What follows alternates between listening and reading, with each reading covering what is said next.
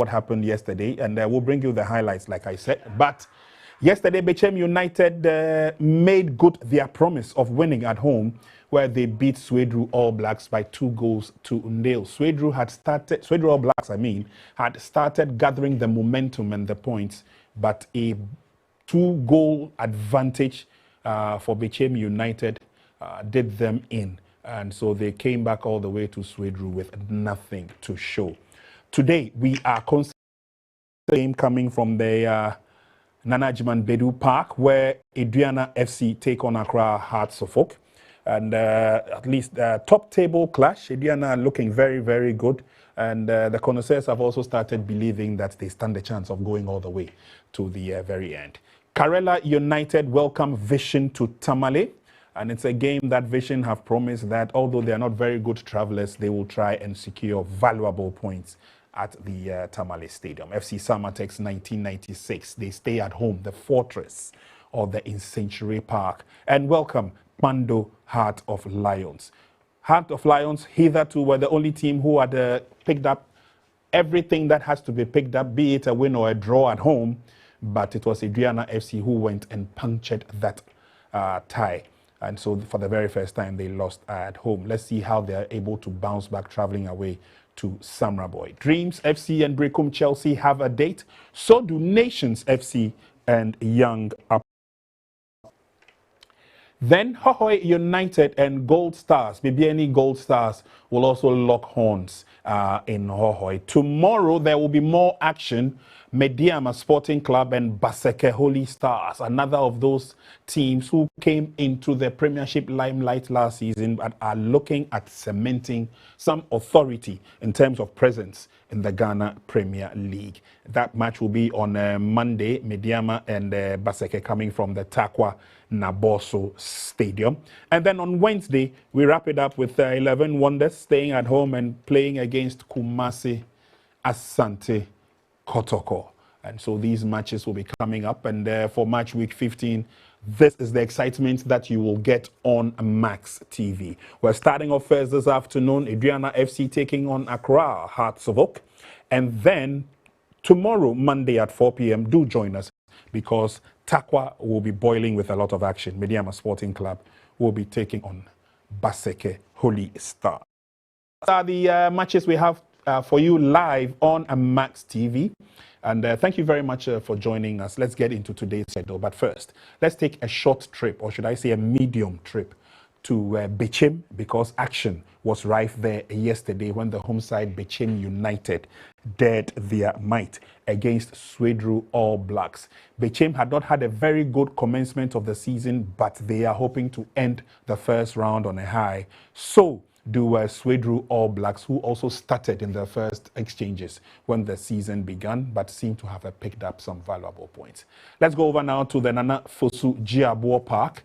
And there you see the players exchanging pleasantries. Bechem went into that game with a lot of experience and got their first goal through a penalty.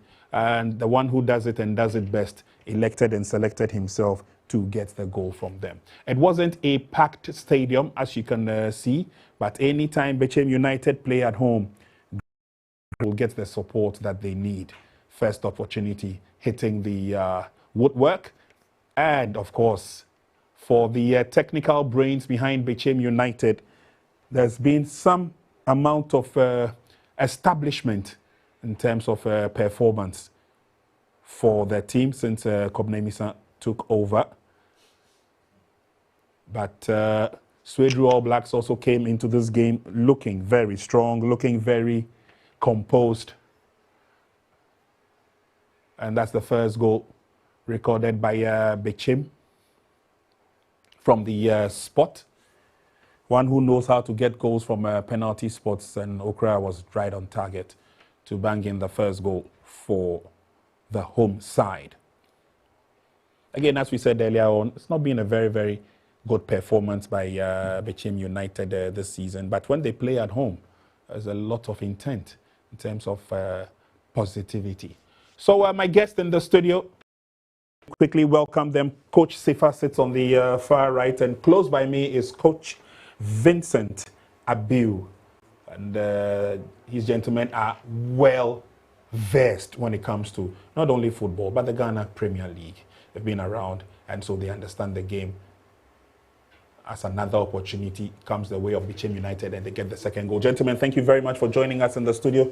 And Coach Sifa, let me start quickly with you. Any surprises there that Bichim managed to stay home to win the game? It's not been a very sweet roller coaster for them. Well, I wasn't surprised, and my main issue was All Blacks putting their marksman on the bench, and they talk of Rudolph. Maybe returning from South Africa with the Galaxies was tired. But the chap who had the second goal for the team, Davin Yeboah, was also in South Africa with them. And of course, Aban too was with them. So we're not too clear whether it was maybe due to an injury worry. Well, he's one player when he's in their team. They have confidence when they get to the final 10. This one, I told you, he scored 27 goals. Sure. As at week 14, he has scored 6 goals for 5 or 6 goals for All Blacks. And All Blacks away games that they've chose success. The one against Dreams FC and then 11 Wonders, he was on target. And for me, I think that he's one player they should have started him. But playing at the Nanaji Aboa Park, when you talk of Augustine Okra, that is his home. Yes. When it comes to Bichim Nanaji Aboa Park, you talk of Augustine Okra. No wonder he opted for the penalty kick, and then of course he did it perfectly. For Bichim, they were struggling until Coach Emisa took over. And I think that he's not been bad. When you look at the Midfield, Tompo, you look at the likes of Frank Amankwa, who has got experience from 11 Wonders. And then, of course, we talk of Gold Stars and then coming back to play for them. They have a lot of experience. Their centre back, the champion, has also been in the league for a while. So I think that they staying at home and then picking on the 3 points. Up to their game against Dreams, they said that they lost at Tuba. For me, I think that it was a game that they should have even gone with a point. But I believe that it was a difficult for both sides. But we give credit to Coach Emisa and his boys. They did very well. They did very well. I think they did very well. And again, the fans who turned out at the stadium, although not in their numbers, but at least they showed solidarity with the home side, and they cheered them on from start to finish. Coach Abiu, please, how important is it? This is match week 15, so we've got about 2 more matches to go to brush up the first round. What are the imperative signals to see, either playing home or away? What goes into the team as you tend to round up for the first round? Thank you. A lot goes in. For instance, where you are now with your points determines what happened in the second round. It does. Yeah, so it does. Especially with these last 2 games, you want to pick a 6 maximum point. You want to pick all the maximum points so that it positions you very well. Yes. So a lot goes into it. The understanding the psyche itself, for them to understand that if we don't position ourselves very well, make adequate points, then we'll be in trouble in the second round. So at this time of the league, whatever you tell the player, whatever you put into the player, it's very important because it's quite connected. And especially where we are and you're not doing well, and we are in December, if you don't manage them very well, because they wish they could go home and enjoy Christmas. So this is where if you don't have strong mental players, you might start losing your games from any time from now, where you don't know exactly what is happening because they feel like being with their families for the Christmas. And this is where they are even playing on the 24th. Exactly. On the 25th. Yeah. So I'll come back to what you need to tell them for them to understand that if we don't position well, there's going to be there's going to be the same trend in the second round because the second round becomes extra difficult. It does. Where everybody wants to pick a point. And I don't know whether this year you noticed something. There was a change in match day 5 to match day 9. So it has an effect on the league. And that effect is going to run in the second round as well. Where some teams will be playing 3 home matches. Others will be playing 3 away games. Which is that effect. So depending on where you find yourself, you want to pick these 6 points. Because these 6 points will flog lift you to the next level. Because mind you, you played home. It means Bechem is likely to play his next game away. And the last game at home. So you are hoping to pick all the 7. The next away game is against Kotoko at the Baba Sports Stadium. Which makes it difficult for you. So this game was very important. And he rightly said, I don't know, maybe the All Black striker Rudolph Mensah. Rudolph might have a slight knock or something. I see. So which means that for Coach Emisa, he read in between the lines, took the advantage because he's picked up 3 points at home. Yes. Moving on to the last two match days. No, see, every game is for the 3 points. When you know it very well, the first round of the Ghana Premier League is very, very important. Because that cushions you where you lie in the second. Because as Coach was saying, because the moment you enter into the second round, based on your position on the league log, to determine where you go and how many points you amass. Because to be honest with you, some of the clubs play for each other. To be honest with you, they play for each other. Yeah. And if you are not able to amass the last 6 points, being it home or away, then you find yourself in a difficult situation, especially the teams that language at the bottom of the table. Because let's take 11 Wonders for instance. They are at the bottom of the league table, so they have 3 games to play from today. That's on Wednesday against Kotoko in the last 2 games. Let's say they are able to amass all the 9 points. It lifts them up. So going into the second round, they'll have a bit of confidence to be able to think of probably coming out of the relegation zone. But if they are not able to amass all the 9 points or 6, then that's going to be a difficult Exactly. What will make the second round a lot more difficult? Very difficult. Based on able to amass in the first round. So clearly it means that teams will not be taking anything to chance, especially these last 2 matches. Yes. Before we lower the curtain. This last 2 matches very important. Look as if it's a 40 points. But it changes your position. It does. Imagine you're able to pick the last 2, and you're around 20. You'll be around 26. And you go around 45 to go out of relegation. So if you're around 26, let's pick the first 4. The first 4 or the first 5 look like they are technically out of relegation. Yes. If they surmount the same points in the second round. Then when you take from mid-table downwards, you are not out of relegation yet. Depending on the numbers we are using. So these 2 games define the second round for you. Okay. And it gives you that edge and that confidence into the second round. Because the real Ghana Premier League is played in the first round and the beginning of the second round. It's the strong teams that survive, as they say. And even looking at the league table, I mean, if, for example, per the results that we had from yesterday, this means that Sedru All Blacks have managed a 10th place position. BCM United have climbed up to the 12th position, which means it gives them cushion enough going. But forgetting other teams are playing today.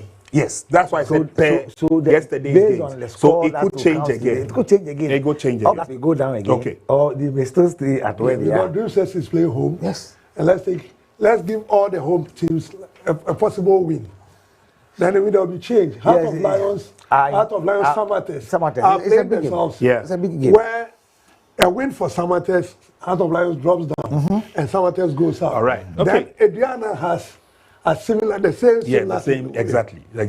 It makes it interesting. But again, we have all said that BCM United did not start the season very well. At least for those who follow the Ghana Premier League over the last 5-6 seasons, BCM United have almost always been one of the top clubs that always perform creditably, even to some point that sometimes their home is a fortress. Let's go to the phone line and talk to the Chief Executive Officer of BCM United, Kingsley Osei Bonsu, known popularly as Lord Zico. Lord Zico, thank you very much for joining us.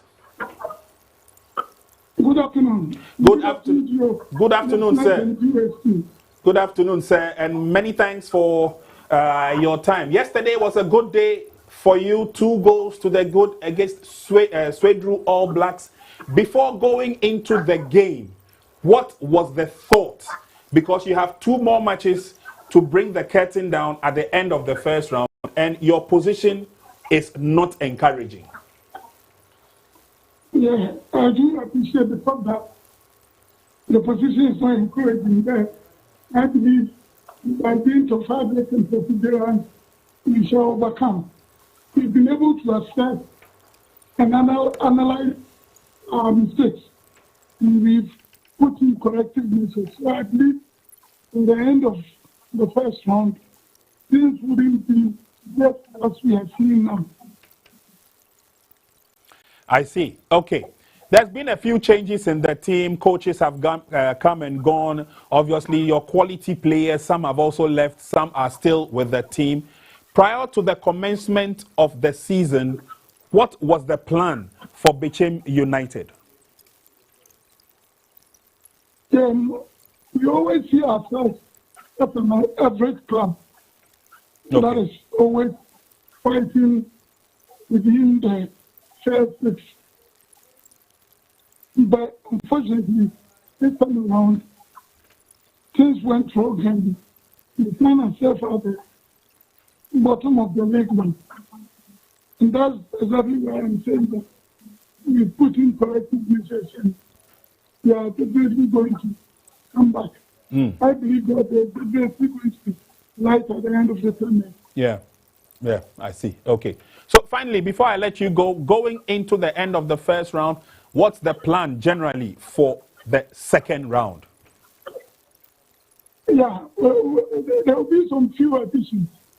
Okay. We are still in talks with players and managers. Okay. And I believe if all things go on well, the team will be strengthened. Okay.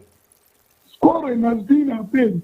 Exactly. And we tasked the coach to make sure that we are able to set the glorious goals, which Okay. happens to be the lifeblood of people. So I believe that based on what we are seeing of late, the indication is that things are going to get better. All right. All right.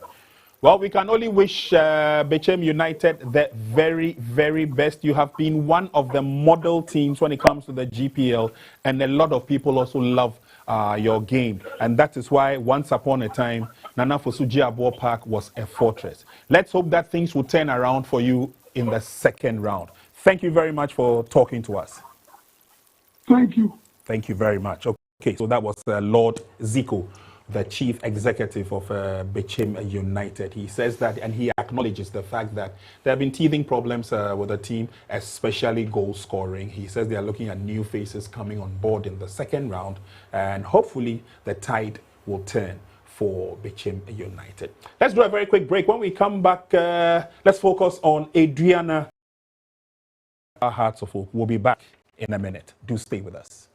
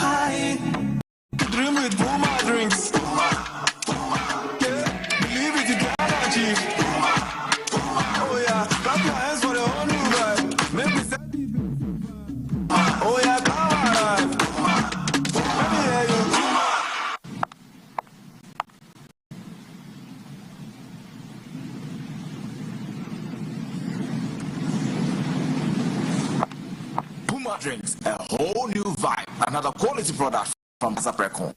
This advert is FDA approved. I want to watch the match. Even watches Ghana football these days. Do you know Charles Taylor? The president. Charles the Terror Taylor. He terrorized defenses with his dribbles. Who know Don Bote?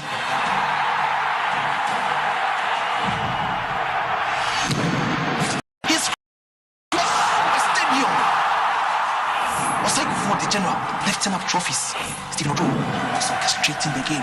The legends of yesterday, they have paved way for the heroes of today.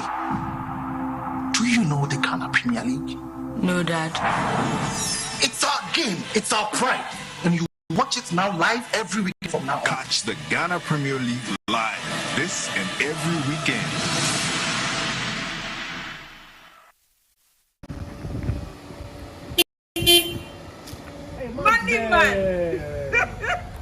Really, Maxwell? You're driving a new car now. Max buy a car for. How did it happen? And it's just a raffle. I entered. I went to shop and I got it. I'll give you all the details Brand new later. car. Let me have a taste and feel it and see how it is. I brought all the battery can just say, you can have a taste. Don't worry. Something nice. So how will I be able to enter the raffle? Because I need to win this car. All you have to do is make sure you shop at Max Buy nationwide. So what will I be able to buy to win this car? Because I like the car. Come and buy your phones or your appliances, and that is it. All you have to do is, after you buy, they'll give you a sheet. You fill it, you drop it in the magic box. You shop, you drive. The amazing part is, every week there's a giveaway. I think I need to get to the place right now and start buying. See, you have to get there, but you're not driving in my car, man. Get down. Oh, really? Go and shop and you drive. For now, I have shop, I am drivers. Looking to maximize your rice production with high-performance rice mill machines? Shwangu Machinery is purposely built for Africa to ensure efficiency, durability, and superior rice. From paddy cleaning to finished white rice packaging. Trusted in over 27 countries, 10 production lines, and 7 years of hands-on experience in the Ghanaian rice industry, Shwangu offers more than just machinery. We also provide 24/7 after-sales service and spare parts support. Shwangu Machinery is built to last, designed to deliver. Call us now on 0506 620 089.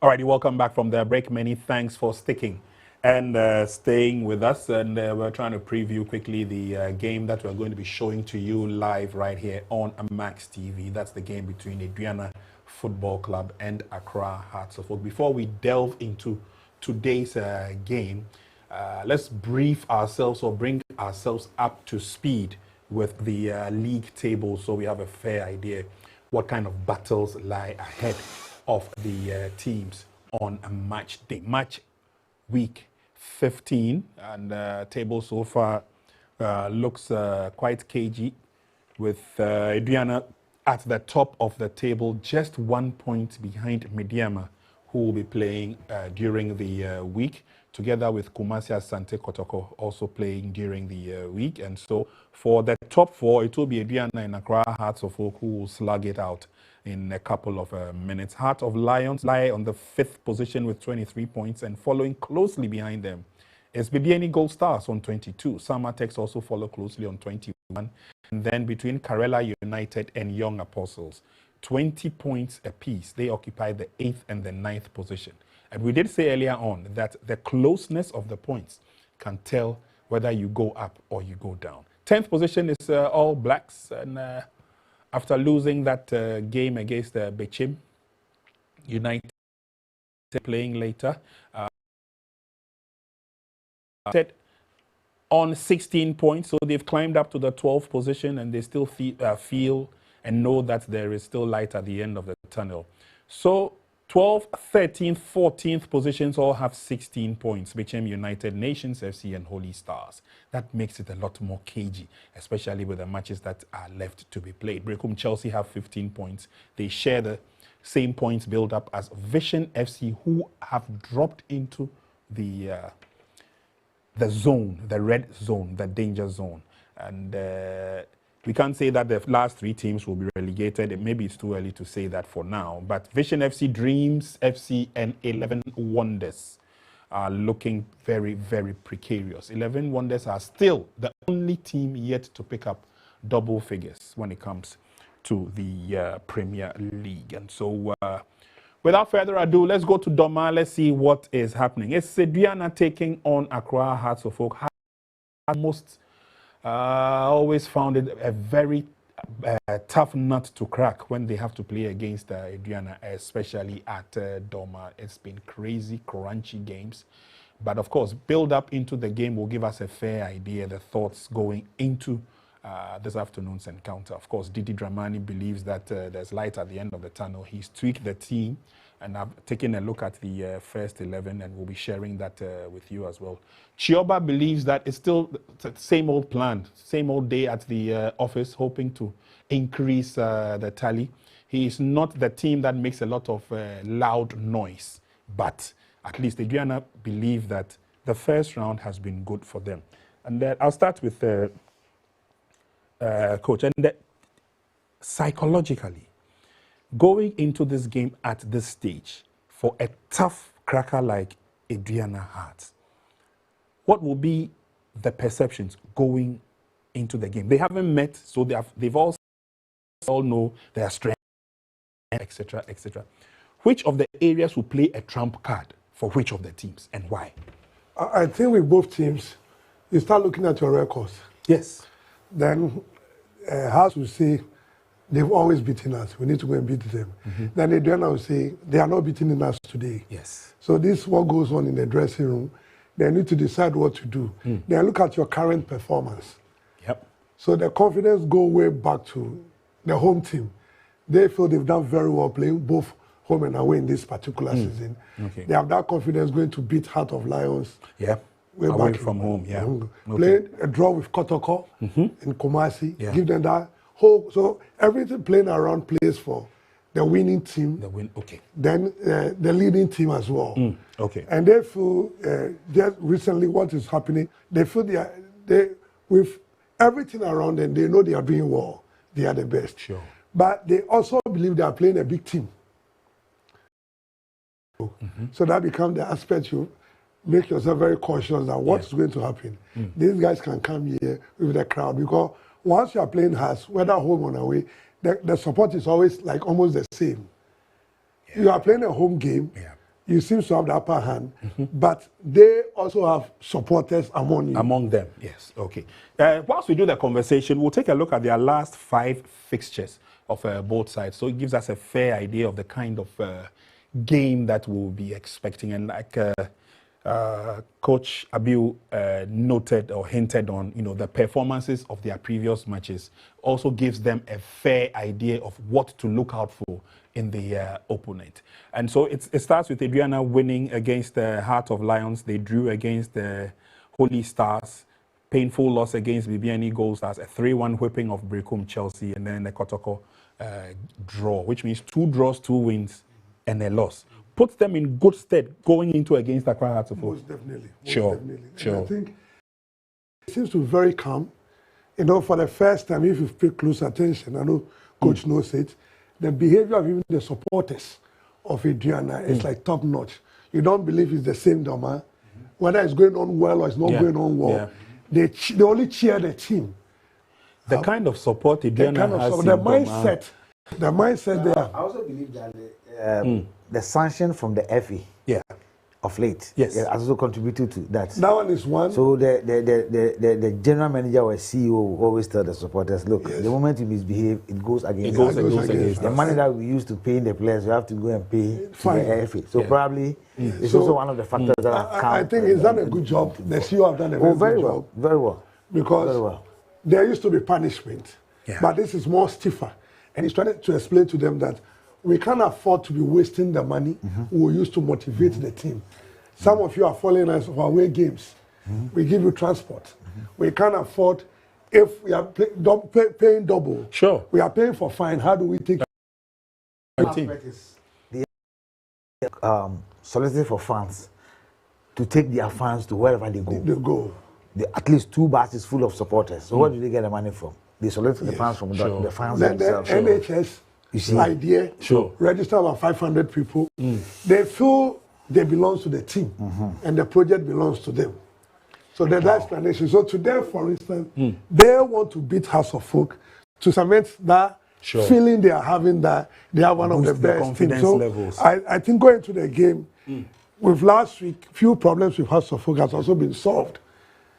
Yes. So I think that also become a motivational factor. Okay. But definitely looking at the two teams, the whole team has got everything. The record between them in the last 3-4 seasons always favors Aduana. Yeah. The last 5 seasons, from 2020 to now, Hasselhoff have been there 5 times, and Hasselhoff has not even put a ball at the back of No. It's been difficult. It's been difficult for them. 2-0. You see, and ironically, 1-0. And ironically, both teams meet at a time where their last 5 games have proved equal records, as it were. Let's take a look at the Hearts' last 5 matches, and you realize that they've also won 2, they've drawn 2, and Hearts lost just 1, a 2-0 away defeat against Karela. But after that defeat, it looks like it's been kind of a positive or an upward trend, regardless of the win against Vision and the 2 draws against Apostles and Sedru All Blacks. At least there was some kind of improvement in their game. So says the connoisseurs of the game. But going away from home, and Accra Hearts of Oak at certain times love the away pressure a lot more because it's a lot less stressful. But you are going into the den where it's been difficult for you to secure valuable points. This is a new coach. Let me put it that way. Didi Dramani is the first time taking House of Folk to Doma. Is anything different? Is it going today or Gazelle is leading the team? No, it is Didi Dramani with the team today. Okay. Because the post, pretty much, it was Gazelle. It's possible, you know, Ghanaian coaches can do anything. Sometimes they allow the assistant coaches to go on sometimes. So unless the game is started before we let you know, probably I'll look at the team sheet and also see whether Didi Dramani will be in the team or not. So I believe that even Ghazali, this is not the first time he's going there. He's been there with Kotoko and then Basake. But for Didi Dramani, he's the first time he's going since joining Hasselhoff. And looking at his records, Hasselhoff away from home, apart from losing to Karela, his away performance has been excellent. He has not lost a game until he played Karela United. And as coach said, there has been some motivational support from what they were complaining and talking about. I mean, 2 months salary paid, 2 winning bonuses has also been paid. So of course the players in terms of monetary motivation has been settled because the games that they drew and won and then lost, these were the complaints that were coming from the players. If you speak to them. But if to do this, of course they're also expecting the players to deliver. And correct me if I'm wrong. That package which has been sorted out, did it include the technical team? Well, I should. Yes. I'm not sure. You are not sure. I'm not sure. But the point is that it is something that was discussed, and I don't want to mention the figure His Royal Highness put down. I have the figure, but I don't want to put it across. So I'm sure it should be part of it because we cannot motivate the players and leave the all right. Okay, no problem. But at least if that one has been sorted out, then it means it puts both teams in good stead going into this particular. Oh yes, Aduana, apart from Basake and Mediama, no team has been able to go there to pick even a point from them. Apart from Mediama and Basake. And as apart from losing to Karela, even watching that game, they played very well. It was a communication between the goalkeeper and then Osesibe that caused them those goals. So I believe that both teams have worked towards their system that they want to introduce and how the players. Alex Boachi, he got injured in the Lions game. As of they have Kakari back into the squad, who is starting today. They have Abdul Karim also starting, and Ali Mohammed, who missed their game against Nations with the Galaxy, he's also starting today. But for Aduana, they are missing their striker. Emmanuel Mafo still injured, and of course Alex Boachi, they are captain. But Bright AJ is captaining the team today, and he's leading the attack. So when the time comes, we'll take a look at the head-to-head as well, because it also plays a key role when it comes to these two teams. And this was what we were talking about a while ago. Aduana won 2020-2021. They won 21-22. They won 22-23. They won 23-24. So Haas has not even scored one goal. That's why I said earlier on. Because of has not even scored even a goal. But against Aduana Doma, at Doma, yes, their last 5 meetings. So that should tell you that Aduana, in terms of records or history, they are strong. This gave us an advantage over us based on what we have on paper or based on form guide. Aduana is ahead of us. That's the reason why they're on top of the Ghana. Also tells. Player by player, I don't think there's a big difference between both teams. It's marginal. Yes, very marginal. Yeah. We talk of the goalkeeper Prince. It's not, you cannot compare Prince to Solomon Agbashi or. Yeah. But when it comes to the right back, I think remember Aduana is ahead of Amankwabefi. Yeah.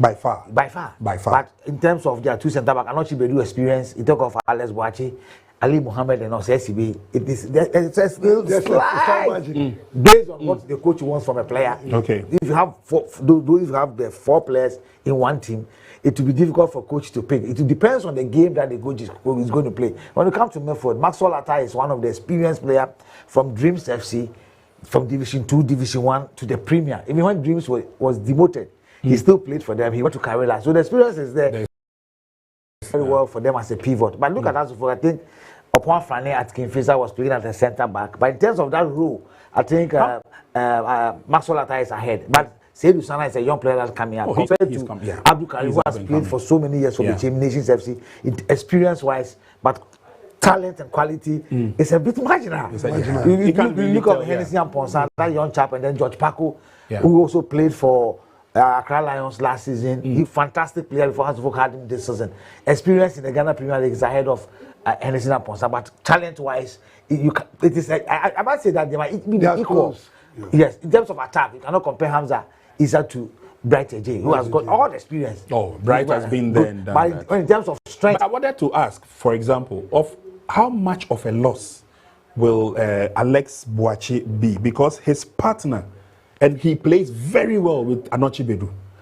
You see, and that partnership has clicked very well for Aduana over the years. Yes, because of consistency. This season, they've played together. Came to replace Alex Boachi in the Lions game. Okay. Made people not miss Boachi in that game. So if it's going to go the same way, I don't think they will miss Alex Boachi to this game. I see. Okay. Well, that's the victorious team, the top team, the current league leaders, Aduana, arriving at the park, and they're all looking good. They're all looking fit for the game, as it were. And they've got a lot of experience in that team as well. And so from the goalkeeping department right through the middle up to the up front, this is a team that you can rely on. Ably coached by Chioba Aristika. And every time Chioba speaks to the media, he takes the time, his time to elaborate on whatever goes into the game. Yeah. Azovok is having 3 former players of Aduana. I mean, their former captain Nuruddin Abdullah Aziz. They have the likes of Gideon Asante, and of course William Denchi. These are key players for us to focus, but they find themselves side of the team. On the other side of the team. It's going to be an interesting game today. Very interesting game. The chap with the JC number 18 JC we've seen in the dressing room, that is Patrick Mensah. He scored the only goal for Aduana. I think he's playing very well. Yes, but I think he's playing. Yes, if you don't mention his name, how will people get to know? Sure. He worked so hard in the game against Lions. Yes, he did and very even well. finding. So Anochi Bedu captains the team today. Anochi Bedu is captain the team today, but Bright AJ on the team sheet is the captain. But of course, probably maybe you know why they've given him. He's probably the general captain of the team. Oh, okay. Yes. Okay. Well, and that's the phobia bed, as it is called. Hearts of Oak also arrived. Didi Dramani is there, so he's on the bench.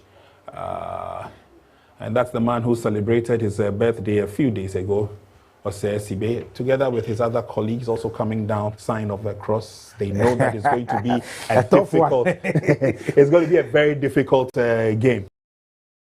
Also looking probably at, not necessarily the form guide, as it were, but Accra Hearts of Oak also have, just like we did mention for Aduana, also have a few players to watch out for in the team. We'll spend a minute or two to also take a look at the strengths and weaknesses that these two teams possess as they get themselves ready to get onto the field of play. Again, we have mentioned for Aduana, the likes of, remember, Domako Boateng, what a superb fullback he is. He does a lot of running and can run for 90 minutes back and forth. I'm also happy that Meshach Efriye is also in the starting 11. We've not heard of Meshach for a while, but the last season and the season before then, Meshach was in some fantastic form. Yeah, this is the dressing room. A player who plays. This is the dressing room of Accra Hearts of Oak. Yes, the two goalkeepers in question. Then we've got Karim and the others. And so Accra Hearts of Oak will also be looking at some kind of forceful permutation that should be able for them, particularly in this game. Because as Coach rightly indicated, and as we saw per the graphics, it's been very difficult for Accra Hearts of Oak to get goals, especially when they travel to Doma. Goal scoring itself has been a general problem for the league. We're not seeing too many goals. But for Accra Hearts of Oak not to be able to get a goal on the last 6 trips to Doma tells a story. Yes, so that's why I was saying that, okay, form guide aside, or form guide, put aside, we know that definitely Aduana will be going into this game all guns blazing. But I'm sure the teams also have a few players to watch out for. So I spoke about this gentleman, the centre back, Stephen Anoche Bedu. Anoche Bedu has been with Aduana over, 6-7 seasons? He's been there constantly. And together with he was Alex, transferred out and came back to join them again. Yes. I think he was from Bofakwa or BA United. One of them, he joined them. But he's one of the backs Aduana has had. Very committed. Very when you committed, watch him play. And he plays with his heart out. Anytime I see him play, the only player whose name comes readily to mind is Opele Abuaji. Formerly of Okowe. Exactly. He gives his everything in the game. Hearts will also be taking a look at Hamza. That former Hearts of Folk, the former centre back, Soum Saum. That's another forceful player. Hamza Issa will also see if he can put on his striking boots. He's not scored too many goals this season, just about 3, and maybe a winner from him today, as he got a winner against Nations FC. I don't know if you share, but I mean, well, I believe that is the quality good enough? I believe that he needs to concentrate and focus with his game. You remember last week his agency came out to terminate his contract because of unpaid salaries and all that. And I was happy for him when he scored against Nations, especially in the second half. He had another opportunity, but it was cleared on the line by Kwame Boachi, the left back for Nations FC. So he's one of the players that when it comes to fighting spirit, he's got it. Let's commit the defenders, let's pressurize the defenders, he's got it. But having patience within the penalty area is his problem. And it's the job of the coaches to do that. You did mention of Meshach Efriye. Yes, he's one player that from Bricum Chelsea. At the point he was leading the goal king, before he went for trials in Belgium. When he came back, I don't know whether because it didn't work for him, he went off. But joining Aduana, I think that he's working off, and then I think Emmanuel Mafo is scoring, and that is what we expect from our players. Because some of us who discuss the game do not appreciate players who assist. Who assist? Okay. Always there will be selfishness in that. But in Europe, if a player assists, they will be mentioning the names of those players. But here, if a player assists, we don't. So at the end of the day, he will be selfish to give a player a pass. So if you are able to take the glory all the time, to give them also credit when they assist. Choba, Aristika, and Didi Dramani are ready for us. Let's take a listen to what they had to tell the media ahead of this game, what the plan, what the structure is, etc. For us, but our team is ready from go inside in the pitch. We have the good morale and go inside and try the maximum from possible win the game. I respect about we have the good player, have the history here in the Ghana, all the people, all the player respect the opponent, but you'll try put inside in the pitch our philosophy from play home and try the best. This week the player is working very good and every day, and if he's listen our plan, he have chance from the win the game. If he's go inside and not respect our plan, is difficult. About Hasselhoff in this moment is one the team have good organization inside in the pitch from this coach. He have the working together in the group, and it's difficult if you not understand the opponent. I think the most important thing is your identity, and then you try to keep consistency and as much as possible to try to control aspects of the game that are controllable, aspects that are difficult. There's always a first time of everything, which we are very positive about. I think it's important to maintain consistency and also to maintain a clear identity of what you and what you learn from games, and the challenges, how you are able to manage them, and then you keep your strong points. I think that we go to venues playing very open, having the positivity of winning, and so it's clear in our minds, and then you can always control what is controllable, and you try as much as possible to create your identity and then be positive at the end. All right, so the coaches have spoken. Lots of big English. Somebody will say, okay, so if you didn't understand it, let's go to the starting 11. Then it gives you a fair idea of what plans will go into the match. So the first 11 has Aduana taking a look at some kind of positive play in the game. Accra Hearts of Oak will also love to push forward. But I'll start with Coach Sefa before we join the feed. And Sefa, these are the gentlemen that will do both sides proud in the game. I mentioned Anochi Bedu, yes, as one of the key players to watch out for. If Meshach has a very good day, well, we could expect something from him. I'm expecting a lot of pressure from Aduana, where Patrick Mensah will be in full force with Brighter J supporting with his rich experience. I don't think they should have a problem with goalkeeper Prince Osei. He's been in some good form so far. And if push comes to shove, then it means that players like Abubakar, Adams, and co will also want to vent their spleen on Accra Hearts of Oak. I'm looking at the three midfield of Aduana, Maxwell Atta, Sedru Sana, and then Henderson and Ponsa. These are the guys who are probably going to do the job. I mean, in every team, if your midfield works well, whether you go the wide areas, whether you maintain, you need to have gap between the central defense and the midfield. Sure. And that is where probably they are playing Maxwell Atta, who didn't start the game against Heart of Lions. Sedru Sana is a transitor in the team of Aduana. And you talk of Henderson and Ponsa, also commits a lot. So probably they are going to make sure that Azufok will not use that pocket of spaces. Because looking at the Azufok midfield, they have the likes of Opon Fane and then Abdul Karim. Okay. I don't know whether Didi is going the 4-1-4-1. Because Maudu is starting this game. And then, of course, Hamza. So probably he may play behind Hamza. And when they have when they have possession, maybe he goes wide. All right. So probably I'm looking at the midfield of both teams. It will be a tough game for sure, based on the first 11 that are starting for both sides. Let's go for a very quick break. When we come back, we'll wrap up our discussion and then we will take the flight to Doma.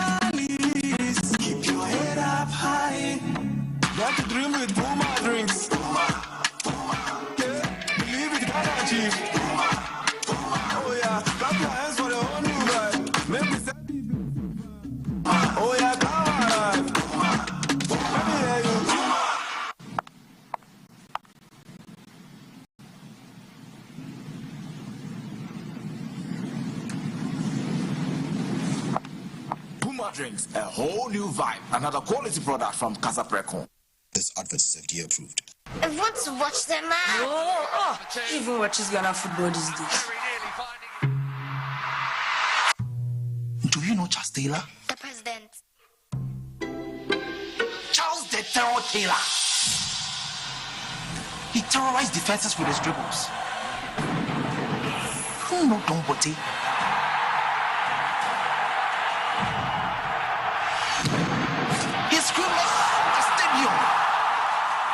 Was like before the general lifting up trophies. Stephen Odu was orchestrating the game. The legends of yesterday, they have paved way for the heroes of today. Do you know the Ghana Premier League? No, Dad. It's our game. It's our pride. And you watch it now live every weekend from now on. Catch the Ghana Premier League live this and every weekend.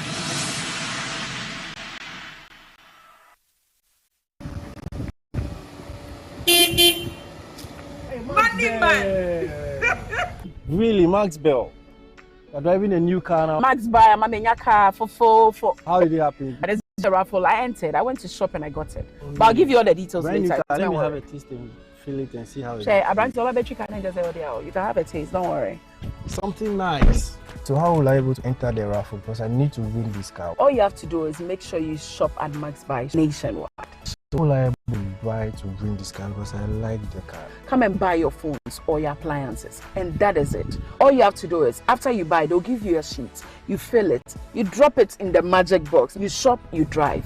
The amazing part is every week there's a giveaway. I think I need to get to the place right now and start buying. See, something. you have to get there, but you're not driving in my car, man. Get down. Oh, really? Go and shop and you drive. For now, I have shop, I am driving. Looking to maximize your rice production with our high-performance rice mill machines? Shwangu machinery is purposely built for Africa to ensure efficiency, durability, and superior rice quality. From paddy cleaning to finished white rice packaging. Trusted in over 27 countries, 10 production lines, and 7 years of hands-on experience in the Ghanaian rice industry, Shwangu offers more than just machinery. We also provide 24/7 after-sales service and spare parts support. Shwangu machinery is built to last, designed to deliver. Call us now on 0506 620 089.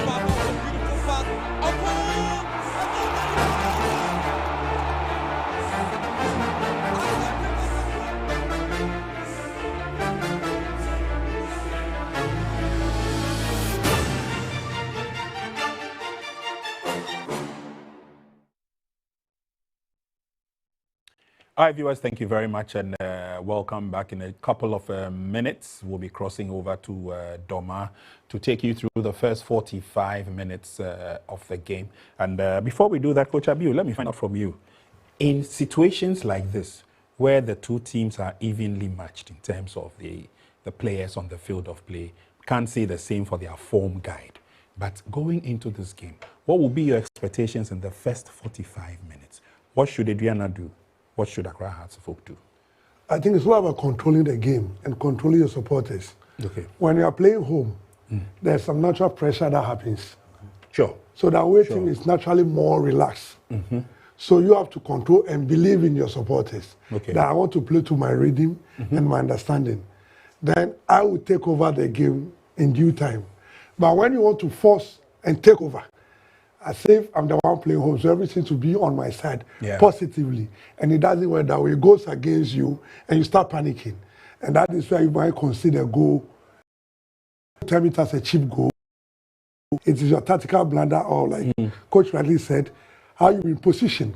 The gap between you, in between. You start losing the gap where that pocket of holes will happen and balls will go through. So it's just a matter of believing in yourself and relaxing and keeping to yourself that you don't care about the records anymore. It's the moment. The moment is what we are now. It's moment and time. Yeah. So at this moment, we don't have any scoreline with House of Folk. After 90 minutes, the scoreline will determine who was the best. So at this moment, after this warm-up session, what goes into your mind is you are playing.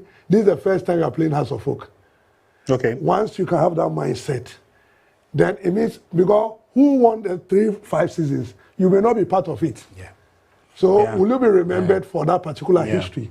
The same applies to the away team. So it's all about telling the players to keep focus on the game. So I think that's the slightest thing you do in the dressing room. You make sure you allow the players to understand why they are here and where they stand on the league table.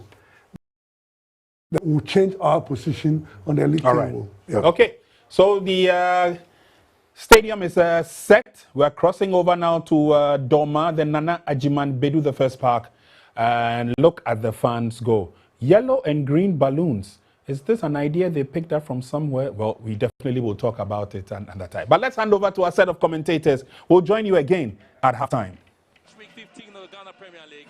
This is the home of the Fire Boys, Aduana FC. Very much fearless in the competition and very on their own turf. They're very passionate and looking forward to one of the most exciting moments in Ghana football. Haven't really lost any match en route to this particular match. After folk really having some interesting moment there. A win for the visitors of Accra Hearts of Oak mean that they climb up on the Premier League log, and then their chase for the Premier League title will be on there. But right in front of them is Aduana Stars, whose quest to win the Premier League is glittering and looking very bright and exciting for them. Well, it's a very fantastic atmosphere, very much vociferous. Aduana not dropping any more points at home. The victory last weekend definitely puts them in pole position, and this is a game they cannot afford to leave anything to chance. Well, there's always a talking point about the passionate fans of the Aduana Stars. The stands sway color, the air crackles with some bit of anticipation, and every heartbeat echoes the promise of drama to come here. Tradition meets defiance, fire certainly meets legacy, and this is the stadium that is going to be built with almost all the drama you're looking forward in match week 15 of the Ghana Premier League. Accra Hearts of Oak, who are certainly looking forward to this particular momentum to lift themselves up on the Premier League log. Hearts of Oak sitting fourth on the Ghana Premier League table, and league leaders Aduana Stars, they welcome fourth place Hearts of Oak at this particular high-profile Premier League fixture. Aduana Stars really come into the match in strong form and will be keen to tighten their grip on the Premier League log there.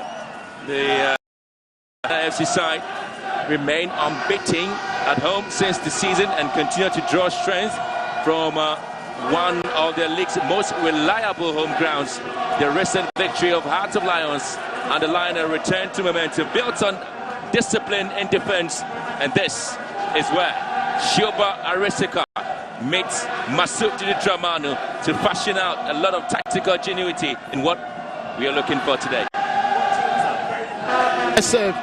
But teams have been very much dominant when it comes to their games, and for the experienced two sets of coaches, they would want to get a result that will favor them. Didi Dramani knows that Hearts of Oak need this result to pull them up, and then NFC know that in order to prevent Mediama FC from catching up, they need to get this victory as well. There's going to be a cagey encounter, but can Hearts of Oak break the dominance of Aduana here in Doma?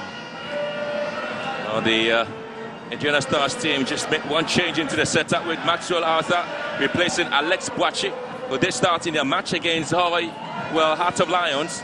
And for Hearts of Oak, they really also come into the game looking forward to some bit of an excitement there. But having to have the likes of Bright AJ in the starting lineup there for Aduana Stars, Aduana FC obviously changes a lot in terms of his experience that he brings to ball in this particular game. Well, his experience is what they can count on, but if he talks about vibrancy, talk about energy, that is where he seems to be lacking a bit, and it will be very much important for them to bank on his experience, which he delivered last weekend. Missing the services of main striker Emmanuel Marco is a big blow to Aduana.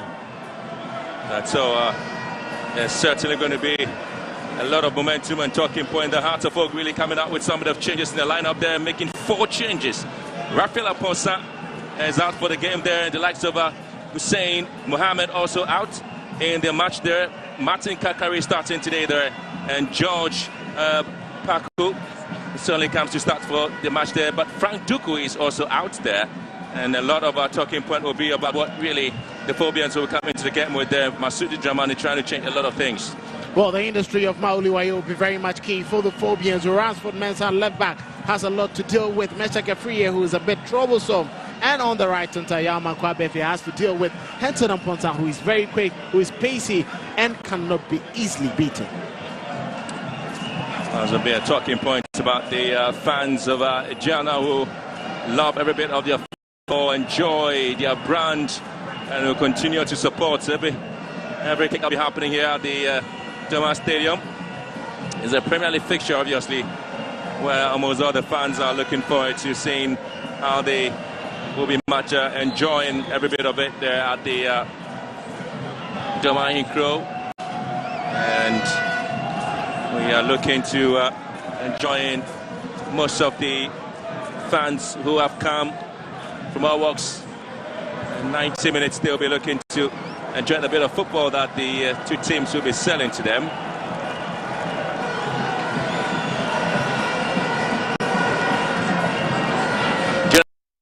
Aduana FC have won all their last 3 seasons, match day 15 games in the Premier League with 1-0 scoreline. So would have to be fighting pretty hard in today's game against Atafolk. The Phobians also remain unbeaten in their last 8 seasons, match day 15 games in the Premier League. Having picked up 4 wins, they've drawn 4, scored 13 goals, and have conceded 7. And so the momentum in the game there will be telling in terms of the match officials. And so this is where 90 minutes begins to tell us a story here at the Doma Stadium. It's all going to be a test of character, reward of courage, and carve momentum into memory from Doma this afternoon. Under the watchful eyes of a nation, the beautiful game prepares to ignite once again. It is the Phobians outfit there and Aduana FC in their green outfit. And starting the game, we certainly are looking forward to enjoying every bit of the theatrics and the drama that the two teams will be coming into the game with the coaches also having their tactical changes in this game. It'll be quite interesting to see which of the coaches edges past the other. Both have been very much dominant when it comes to Ghana's top flight. We're looking forward to seeing how Choba Aristika will be stopped by Masud Didi Dramani. We're very much eager to get points from this venue. Well, we certainly are looking to some of the changes that the two teams will be coming into the game with there, especially with the Hatterfolk there. We'll certainly have said that the momentum in the game will be pretty much high. Hamza Isa is one of the peanut boys for the Phobians in this encounter. They'll be banging a lot of hope on him there to see if he can actually get the goals for them. He did score in the match against Nations FC. The only goal in that game was scored by this young man in the 17th shirt of Hatterfolk, Hamza Isa. They contrast him for goals, but he isn't consistent, he isn't reliable, and many a time misses glorious opportunities. If he's able to keep his head cool and be consistent for about 3 or 4 games, a lot more of the games the Phobians have been playing, they will be winning points. Well, some of the changes that have been made there, Raymond Jiman in the match against Active Lions did play a part in the midfield, but now he comes back in the defensive line, and Jiman comes in and he commits a foul there right in front of the 18-yard box and gets a free kick, which is a foul on Hamza Isa there, and so it's going to be an opportunity there for the Phobians to see if they can have the first bite here. That is the difficulty playing with the central defensive midfielder in that position.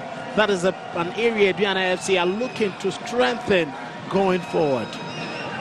That was a rash challenge and quite needless from Raymond Ajiman. In such a position, could have taken his time to try win the ball. Do have an opportunity there in terms of what they intend to do here, and you have the likes of Prince Osei, the goalkeeper there for Aduana FC. You're going to see what changes he might want to bring on board. Now the likes of George Bako gets to play a part. He did actually come off in the second half against Nations FC. The likes of Maoli Wayoams, and they're expecting to see some of the work there and tricks there from Martin Kakari, who sat out against Nations FC. Martin here with a free kick, whips one against the wall, and side to go for very long distance direct free kick where he could have actually whipped that ball for a battle inside the penalty area or the goalkeeper's area. He's wasted that. Still session back to the home side, and again there's a very poor ball played on the left hand side, and so it's going to be an opportunity there for the Phobians to recycle the ball back into the half of Aduana FC, and they're expecting the likes of Amankwa Beifi. It's been very much resolute there for the Phobians in terms of his performance. Amankwa Beifi playing the left full back position there for the side. The Phobians are looking to change things, the right foot back and then run formation, moving on to the left hand side. Sometimes they do switch play, depending on how the momentum of the game is. Again, it's not the weather. The very big stars there for Aduana FC in the game there, so fans really complaining. Very good intensity from Hatterfolk. They are making sure Aduana becomes unsettled in the opening minutes and make sure that they prevent them from hitting their groove. Once you allow them to hit their groove, they take the game to you, and that is what Hatterfolk are seeking to stop. You can see Choba Aristika a bit worried, but it's still early days yet. Well, early days in the game there for two sides in the performance of the football. The Phobians begin to string some beautiful passes there, trying to construct something, but trying to turn around their Henson and Ponsa. Swishes play inside the box there, and Aduana may have opportunity, and still trying to pick it up here by Patrick Mensah. Again, that was a lovely piece of work there from Bright J. That's what he brings on, the experience. Possession now, Sedru Sana. Trying to lock one into the box there, and then it is going to be Osei-Sibe's clearance. And again, that's a very, very lovely run there from Bright J. That was quite a very lovely recovery there from Ali Mohammed. He had to quickly run to make sure he tugged the ball away from Bright J's foot. You may be experienced, but pace would always catch up with you. If it was Bright J about 2-3 years ago, he would have finished that one. Absolutely there. And so Ali Mohammed did start the match against Nations FC. He's always a partner in crime there at the back with Osei-Sibe. Now he gets a chance to find his position back in the match here against Aduana FC. In that game, David Opuanfrani played at the centre-back row with Kevin Osei-Sibe against Nations FC. A switch of play there in this particular game. And there you have Ali Mohammed back now. First corner kick of the afternoon there to the home side. Ball swung into near post. And again, Arturo really coming to recover quickly. Oh, lovely work there. Another ball, and this kind of very poor one taken. That was the best of footwork there from, remember, Aduana Boateng. Quick recovery there for Aduana. Again, Ajima just quickly cannot find his way back into the 18-yard box of Accra Hearts of Oak. Well, that was a poor kick there, but Ali Mohammed is back into the team after joining the Black Galaxies for that international friendly against the Bafana of South Africa. The reason why David Opuanfrani had to slot into the central defense. But it's back to default settings, how Didi has been playing them throughout the season. And again, he's looking forward to the quick work there from Martin Kakari, just trying to wiggle his way with his left foot. And he's been stopped there in his tracks. And again, you do have the team moving on. It's going to be a deliberate foul. The referee see that to be a very illegal tackle there on Meshach Afriye. And the first yellow card of the afternoon after just 6 minutes of play there goes against Arturo Opuanfrani. And that's the foul there. That is how witty Meshach Afriye is. He turns away from his markers. David Opuanfrani had to just commit him. It was one he had to take for the team. With the way Meshach was running, could have easily found that is Bright J and then Hansen and Ponta in very good positions. Certainly going to be walking on a very tight rope there.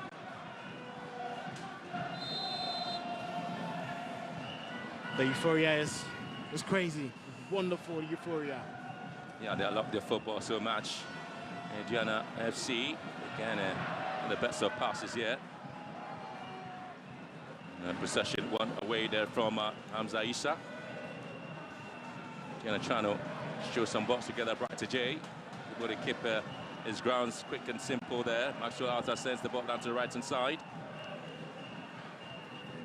That's obviously going to be some of the exciting works there by the players. It's been exciting yellow cards in the game there. So over 460 yellow cards. It makes it 461 in the Premier League. Perhaps with other yellow cards and other matches, and put them together. So far, 16 red cards in the Premier League. There is too much indiscipline and foul play on a high. But I can't blame the referees too. They need to keep the sanity of the game. Before match 15, we were expecting 125 matches there with 71 home wins. As in 16 away wins there, with 38 of those matches being a draw there. And so in terms of the performance of the teams in the Premier League, I tell you what, if you're looking at the more goals scored, there are 233 goals. And 158 of those goals being the home wins. And 75 has been some of the away goals there. But 110 first half goals, and Opuanfrani goes to ground there. Perhaps he's picked up an injury, and they're looking forward to getting himself in there. So a little bit of statistics in terms of how many goals have been scored and how many of those matches have been won away from home. Well, it's been interesting, and you look at the stats, and I think it's been a fair reflection of how balanced quality has been spread across the various teams. It's not like before when quality was just with a few number of teams. Now it's spread across throughout it. It's given that sort of liberation to even lower position sides to get victories. Chasing the ball there, remember Aduana Boateng allowing the ball to roll off the line there.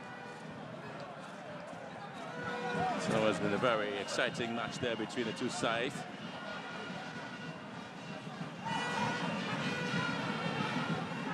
And the very first official league game played here was back in 18th November 2009. It was a home match in match day 6 in the 2009-2010 season. And Aduana FC actually won against the Hearts of Oak by a goal to nil. And Hearts of Oak nearly found themselves stealing their way in the 18-yard box to deal with this ball. Has been pushed away for corner kick advantage to the visitors. Hamza Isa caused in a lot of trouble there for Aduana FC. But Henson had to quickly drop deep to make sure he cleared that away in the absence of Abubakar Adams, who was on the move, joining that Aduana attack. And that set-piece advantage there for Fabians to find a way to deal with the situation.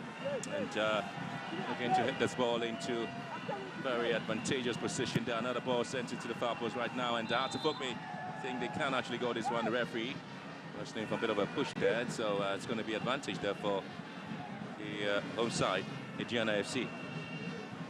Needless push there from Aduana's point. I'm not sure they'll be very much impressed with what we've seen so far. They want a bit more to test how to focus goalkeeper Abashi. Oh, lovely pass there from Bright to Jay. Good opportunity. And so they want to hit this one, as we said that by Abashi. And a reverse of that ball nearly created an opportunity there for Aduana to see if they can actually get the goal here. What a lovely, lovely piece of work there for Patrick Mensah. That is the quality. Bright to Jay brings to the team for control. Clever 10, quick one, made the pass. Patrick Mensah, an awkward first touch, but he managed to hit it on target. But brilliant save there from Agbasi. The reason why the Phobians spent a lot and not their time to make sure he was fit for starting to make his bed. Well, there's been some lovely piece of work there from Bright to Jay in the 10 shirt there for Aduana FC. And Jiman here is trying to find space in the midfield, and they do have one. And it's been dealt with by Sedru Sanata as well. Switching play down to left-hand side. It's Patrick Mensah once again on the left foot there. Oh, lovely piece of work there from Hearts of Oak, trying to block almost all the channels there for the pass there. But again, trying to reconstruct something beautiful. And defensively, Hearts of Oak nearly created some awkward situation. Abubakar needs to be very much careful. That was needless. He took too many touches, could have easily lost it. And just interesting play there from Hearts of Oak, having Hamza inside the Lone Ranger up front there to create the chances there for them. As the only striker on the game with the 4-3-3 formation there from Hearts of Oak. Interesting to see how Hamza becomes the arrowhead in this game. Well, I think he has that quality, he has pace, he has skill, more like the Ishmael Ado-esque. Well, lovely pass. And again, Aduana really wobbling at the back at the moment. And so the ball swept into the box there. Sometimes they find it difficult. Friday with a throw here. And they may have the opportunity for a goal kick. And you can see that was a bit momentary loss of concentration there. Matt and Kakari nearly capitalizing on that. But Anochi Bedu was quick with his experience, read the situation and had to salvage it. A game of football, you cannot lose concentration, and that is what Aduana FC nearly lost in protest of that throw-in. Back to Jay. Oh, again, he's been able to nick in a beautiful pass there on the right-hand side. And again, you're obviously going to have Mensah coming in with a stoppage. Hearts of Oak trying to move Abdul Karim, looking to create something in the midfield. There's been a very fierce encounter there between the two sides. And so it's like that. These two sides meet in the Premier League, especially looking at the position that they have in the Premier League between the two. So lots of energy at play. Had to folk not ready to give Aduana any space. Aduana FC, they're trying to work things out, try to weave the right connection of webs and create lots more goal scoring opportunities.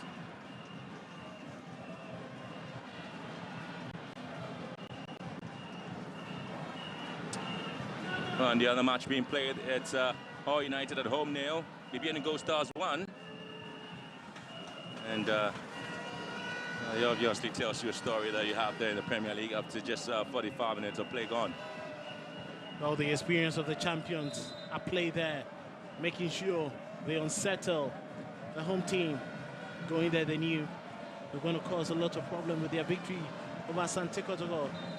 And then traveling away before then to beat Bechem United. They clearly knew they were going to be difficult.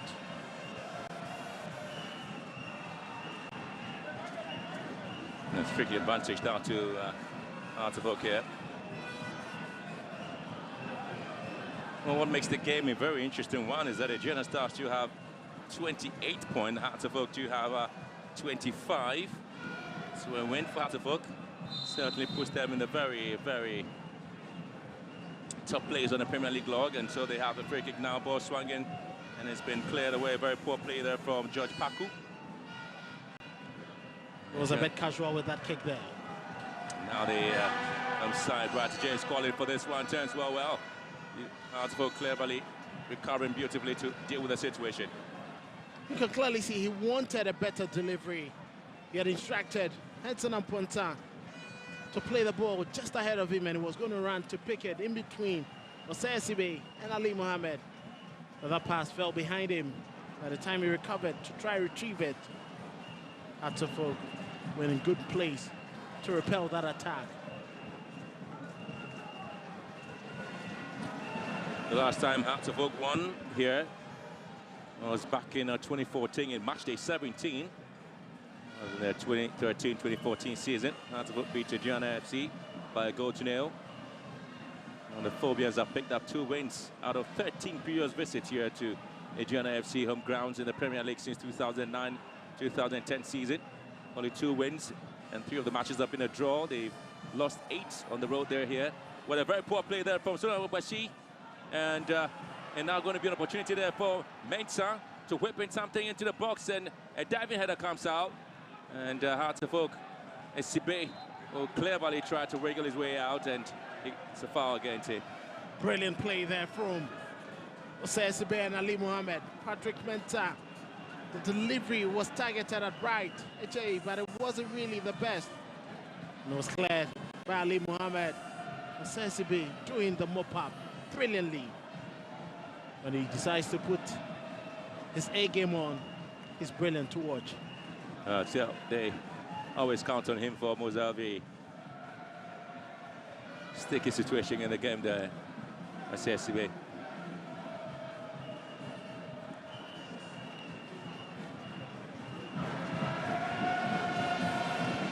Paku just the ball down brilliantly, and again it's not been well picked up by Bayfi.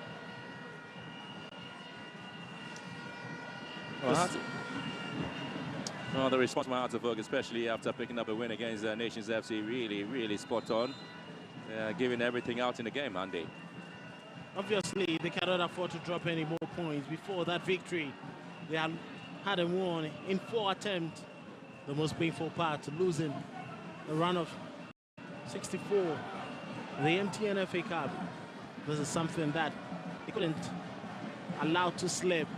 And knowing how Aduana have been very strong this season, there's no way they'll want to drop any further points. So Boubacar Adams, again, you have a lot of fans just patiently waiting for the ball to hit the back of the net, and then the shouting will continue in the stands. The celebration certainly will be coming on pretty high here. This doesn't look too good for Boubacar Adams. Seems to be in lots of pain.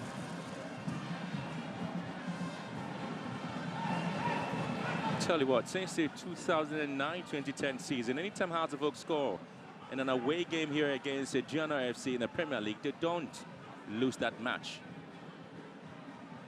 Oh, that's quite interesting. So waiting to see how things are, but Aduana FC are unbeaten in their last 8 encounters with Artevok in the Premier League. They've picked up 6 wins, drawn 2 and scored 9 and conceding just 1. This makes this encounter a very important one. Shoka Shoba Aristica not really excited about the unproductive ball played into the half of Hearts of Oak. Clearly, you could see that he wanted his team to swing in the passes and decided to blow that one high up. Oh, lovely defensive work here. And Aduana nearly found himself in a very difficult situation. I'm not sure able to coming in to salvage the situation once again. He's a soldier they contrast with his experience. Here comes Mishak. We're doing 20 minutes already gone, and Aduana FC nil, Hearts of Oak nil. Sedru Sana.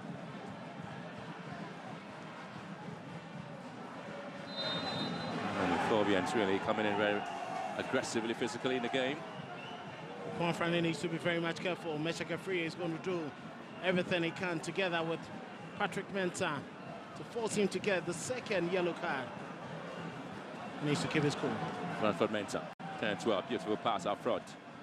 It's been calmly collected. Defensively, Najiman just doing his work there. I was expecting support there from Anochibedu Najiman. Trying to find space in midfield there, but again, he's been able to calmly deal with it. And here comes Abubakar Adams. Patrick Mensah. Bright. Patrick Mensah. Switching play down to left. Abubakar Adams. The left foot. Essentially comes up, but she also comes out. And Hearts of Oak able to calm things, calm the storm, and peacefully they try to find themselves away. There's Ali Mohammed walking with the ball now. And Hearts of Oak. Well, the last time the Phobians actually won over Aduana FC in the Premier League, it was back in 2021, March day 18. And that season they picked up a 2-0 win, courtesy Victor Aidu in 30 minutes. And then, of course, Hafiz Adams, Martin Kakari creating space. And now this shot comes out. And Hearts of Oak really coming out. Mauli Wayo. His introduction to match against Nations FC saw Hamza scoring a goal. And Martin Kakari's introduction in this game also yielding some of the positive result there, isn't it? That was a sweet pass in there. It got to Mauli Wayo. Not the very best of 10s from him. And the execution was always going to rise with that poor body balance. He knows he could have done better. Well, Hearts of Oak have had to deal with some bit of a situation in terms of the goalkeeping. Well, they had a Sari picked up an injury and has been sitting out for some time now. And Abashi has been taken over. Shoka Ristika really issuing us some bit of instruction there. So halfway in the first half, the drums sound majestic here. And tell you what, you have the medic doing the support here for Aduana Stars, aren't they? It's quite interesting to see them in here, coming in their numbers. Obviously, the team keeping the most part of them. This will be quite a blow to Hearts of Oak. You can see the fans enjoying themselves, the full energies. That's why the team struggling to create more dangerous chances. They're still happy and ready to give their very best to the team that has been giving them joy this season.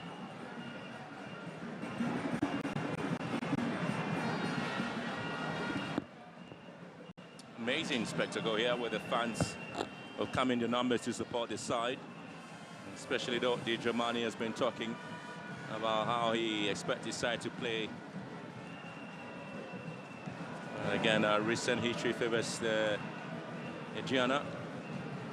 Since September 2022, the two sides have met 6 times in the league, with Aduana FC winning 5 and drawing 1. Hearts of Oak have not scored in any of those encounters, including the most recent meeting, which ended 2-0 for Aduana FC here in Doma. 14 matches there, with 3 drawn and 3 defeat there, scoring 14 goals and conceding just 7 Aduana FC, making it one of the most exciting teams in the Premier League. And then another free kick advantage there for the visitors, and Frani really in a hurry to deal with it. That was quite a nasty challenge coming in there from Anochibedu. Lucky to have escaped. the yellow card from the referee. Absolutely. Ali Mohammed. Sibe. Again, poor play there from Sibe. A little space right in front of him, but chose the wrong path there for the pass. Here comes the Maxulata. Nochibedu and then Abubakar Adams is being invited. And Sedru Sana is being man in the midfield. Currently there for Aduana FC. Meshach is being flagged offside. Clearly the vision was there. Meshach was too quick for that delivery. You can see there was a bit of weight there from Sana. Meshach wanted it quite early, and you can see from his reaction, he wanted Patrick Menta, who seemed to be on. He could have spoken and could have left the ball for him. Looks like Patrick did not also read his bearing. Seems to be a two-way formation there. Last week when they played against Pando Heart of Lions, it was Meshach Efriye on the left-hand side and Patrick Menta in central. But in the second half, Choba Aristika made changes, and the two had to switch places, and it was difficult for Heart of Lions to deal with them. It's going by the same score today.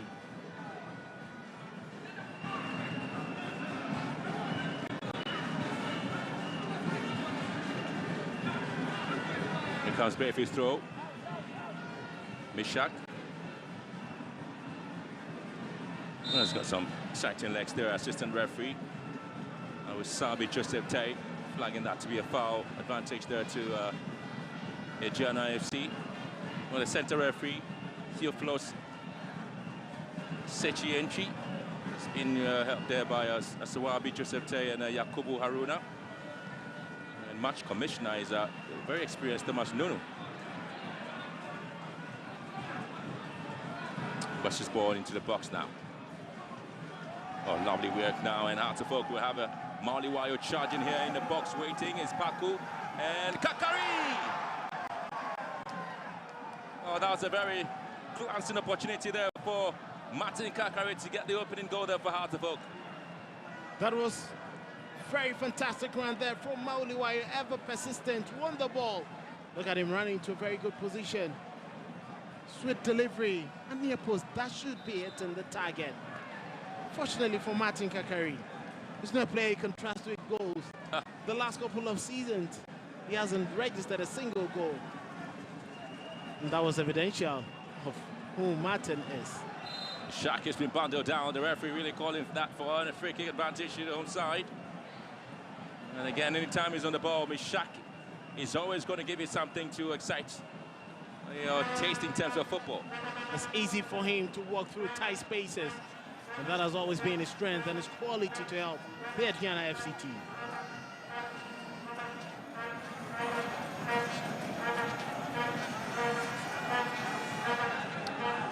Well, the wall has been formed there by Bashir. It's been an exciting moment there.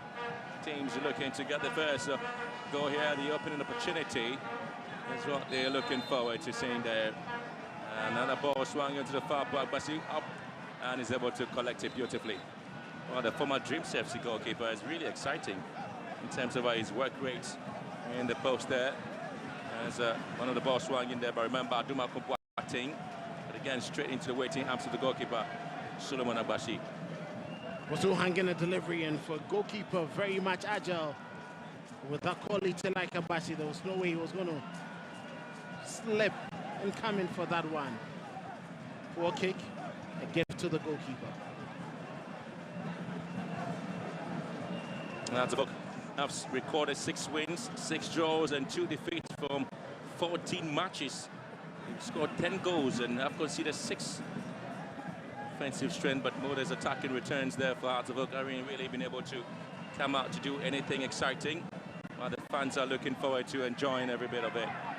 But Hearts of Oak with Martin Kakari here, looking to turn something productive with the ball into the box now. 2 players of Hearts of Oak lurking around.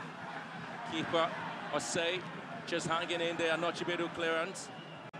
And again, Sedru Sana with a bit of support at front. Switching play now to Mauliwayo, turns on the right. And again, it's been cleared. Hearts of Oak dictating the pace at the moment. They have an opportunity to get the box back into the box there for Aduana to defensively deal with it. And finally has been repelled. It's quite interesting to see how the Phobians have given lots of headaches to Aduana FC. And that is the pain they are going to go through in the absence of Alex Watch, their captain and dependable leader at the rear.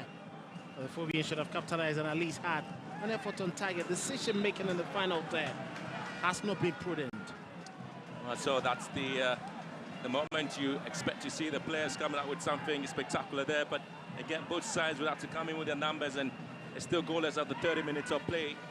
And the consistency with which the two teams are coming out in the match clearly tells you that they know the stakes are pretty much high in this match as well. Clearly no one is ready to drop any point. Allow loose defense. Well, Maliwayo again. Maliwayo! And again, I'm not too sure there was any rugby team in this particular match, but that is out of folks' decision-making, pretty much letting them down. Hamza Issa not really excited about this particular play there from Maliwayo. He got almost everything right there, and Hamza Issa was just waiting for him. Kakari was lurking around. There's an empty net for Kakari there to bounce on it. And defensively, it's been a wobbly situation for Aduana FC. Just look at that again from Maliwayo. That is another reason to tell you that decision-making has been so poor from the Hartlepool team. They create all the best chances, but they fail to capitalize on it. In the final third, under no pressure, all the good work that had been done, all he had to do was to take his time, pick his spot, and hit the ball on target, or a cutback for the waiting Hamza Issa. Quite disappointing from Maliwayo. Tell you what, between the two sides, Hartlepool really have got the clearest opportunities in going ahead in the game, but that has yielded to nothing. They haven't been able to capitalize on the loose ends that they've had. Lots of disappointing decision-making in the game. They shouldn't forget there's a game of football, the ties may turn. And when they do 10, I'm not sure Aduana FC would be missing these chances that are falling to the foot.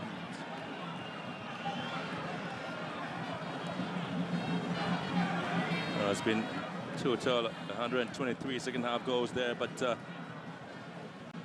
have 24 penalties being scored in the Premier League this season. But Mishak just trying to charge forward here. Goes around his man, keeping possession. And he's been stopped there by the defense of Accra Hartlepool.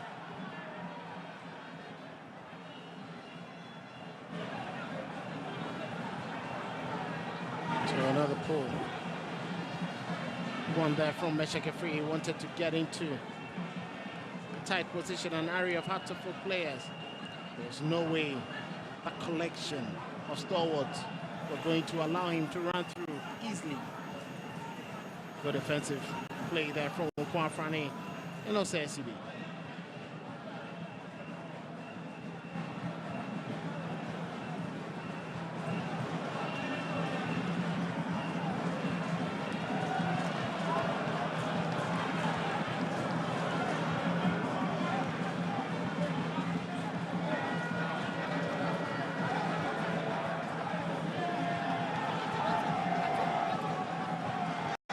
To work with Maliwayo again.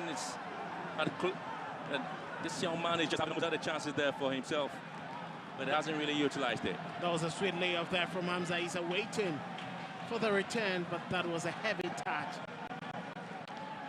Once again, another good chance blown away. Maliwayo knows he's disappointing himself in the team. No, to be honest, remember Adumako Martin having a very torrid time dealing with Maliwayo. I'm not sure he's had a game as terrible as what he's seen so far against Wayo. If you have a player who is constantly running, has skill, strong. So again, it's a moment where they have to come in.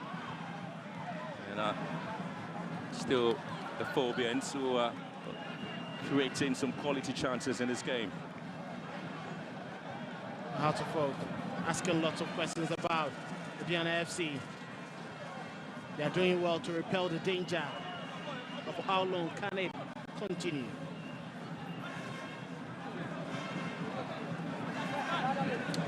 Corner kick advantage now to Hearts of Oak. Trying to find space up front there, and so they have lots of players in the white shirts for the phobias in the box. Another delivery again into Aduana struggling to clear the lines. They quickly have to keep possession down, and so it's going to be a lovely piece of work now. And still charging forward, and it's Patrick Mensah has been dragged from behind, wins to the sympathy of the referee. Theophilus entry Sechi here. That was George Baku stretching his arm, giving himself away. And he had to do that because Patrick was hitting into the strides to get into the final third. Good decision from the midfielder to bring him down. Not so hard that. And again, a very poor play there from Henson and Ponsa. Marshall Arthur again. Henson given a chance. And there's going to be a free kick advantage now to the home side now, trying to work the balls in. Hearts of Oak seen plenty of possession, 55% of it, to 45 to Aduana FC. It's any team that has the win probability. You might be probably thinking of Hearts of Oak there with 12 fouls there, 6 apiece. It was quite a flowing game. Teams running into the final third, creating opportunities. And you can understand the reason why the fouls have dominant, because the defenses and midfield are also working to repel every danger that is being thrown at them. Yeah, trying to talk about the win probability of the match there in terms of possession. Your guess is as good as mine. With Aduana FC looking to find space here, looking to dig one into the box. But obviously not as expected. Ball swung into the far post now. And Bayfi heads it out of play for yet a corner kick advantage to Aduana FC.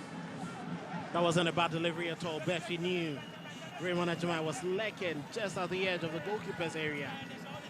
That was a good clearance from Bayfi.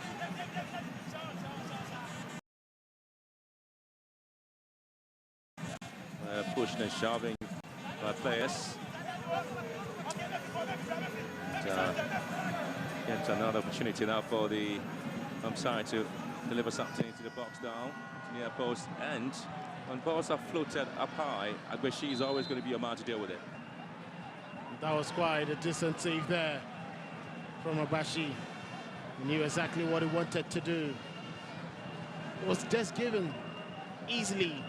If I remembered, Makubuate was hanging in just the goalkeeper's area, the territory he's very much strong at. Oh, the former Dreams FC goalkeeper was part of a very formative academy product, Jolowan Agbashi. Yeah. Down to Dreams FC and then spent quality time there once upon a time in the CAF Champions League or so. And then he played his part there. And you did see his move to Hearts of Oak. There were those who said he should have been number one for Accra Hearts of Oak until it was injury plagued, allowing Benjamin Asari to take over. It appears he's coming back into his form.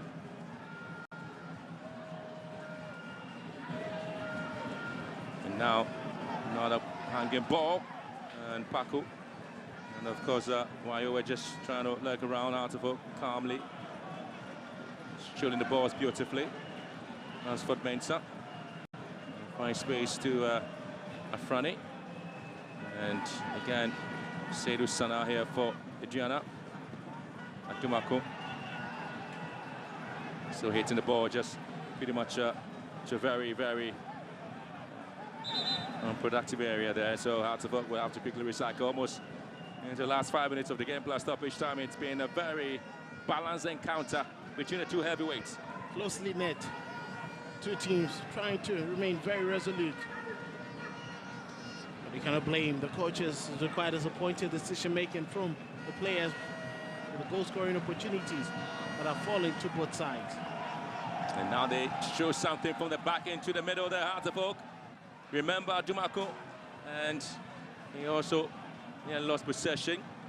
And here comes Aduana, struggling in midfield there. And it's going to be Mishaka Free having difficulties there. Now, you do have very torrid time dealing with these players there. Abdul Karim is a yellow carded as well. Two Hearts of Oak players already on a yellow card. And you do have the first yellow card of the afternoon and given to Hearts of Oak's first player to be booked. It's David Oponfrani on 6 minutes. And then you do have Abdul Karim also being booked now. Two players up, their names taken. That was quite needless from Abdul Karim with his experience and knowing his central midfield partner. It was quite disappointing that he decided to go in with that, knowing that David Oponfrani is already on a yellow card. That gives that midfield some loose and in trying to defend against Aduana. With his experience, he should have known better.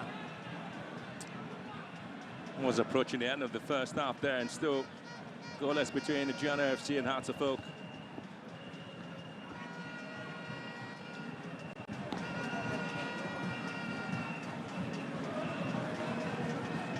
Clear feet, ball out of play. Where Aduana FC are unbeaten in the month of December against Hearts of Oak in the Premier League since the 2009-2010 season. They've picked up 2 wins. Have also drawn 2 of the matches there, scored 6 goals as well. In the 2012 season, match day 12, Hearts of Oak and Aduana FC drew 1-1. And then match day 14 back in 2013, the two teams drew 2-2 as well. And then Aduana FC beat Hearts of Oak by 2-0. And that was match day 1 back in 2020, and back in 2023, match day 13, Aduana FC beat Hearts of Oak by 1-0. All matches played in the month of December, and a flag already gone up against Henson and Ponsa. Too many touches there from Maxwell Arthur. Henson wanted that ball a bit earlier, but he delayed. By the time he got into that space, he was already ahead of the entire Hearts of Oak defense.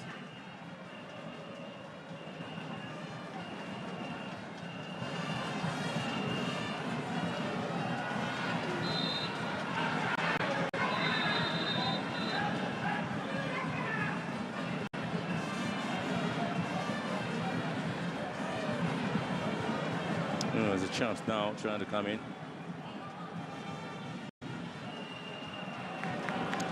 Ganabashi. That was too close to the goalkeeper. Anytime he's going to be glad to pick these up. Patrick has the difficulty, but have swung in a better cross, get it to the edge of the goalkeeper's area where Bright Eche always positions himself. Absolutely. They haven't fed him enough.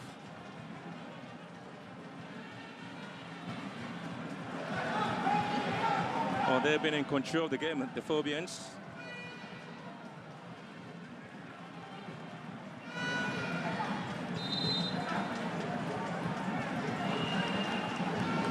He's approaching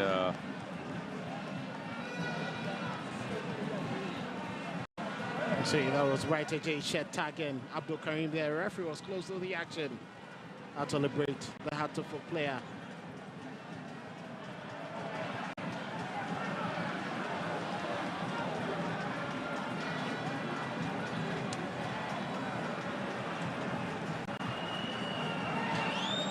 The only delayed part of this match was the attention given to Agbasi.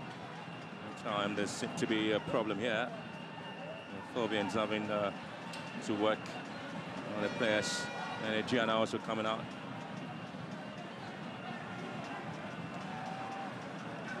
See, lots of decision making as a mirror. You can see from the reaction of the coaches. Look at that, a late challenge coming in there from Meshaka Free on Hamza Isa.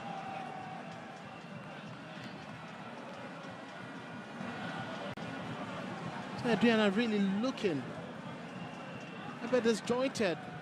They seem to have lost a bit of confidence. Absolutely. So still keeping possession, neat and simple there, hard to book. And again, it's 21 fouls there. Aduana leading with those. So that's to the first half. We're doing 3 minutes on time. Out for a ball into the box now. Goalkeeper punches it, praying to say. And again, it's always a very dangerous ball into the near post there by the Phobians. It wasn't quite a cleanest of punches there by goalkeeper Prince Jose. He's been less confident today coming out for some of these balls. Hasn't been impressive. Antina points up. Just hits the barricade. Ball taken away from him. And Wayo again. Oh, lovely work down from Wayo. He finds very work. Afrani was trying to come out with something spectacular. Well, that's Afrani's chance, and it's gone wide. That was quite a disappointing end to that move. He won possession. Make sure Wayo picked the tap. Quickly off to find David Apuafrane. Not the very best of first touches. And that volley. What a header fly. Prince Jose will be happy that it went way off target.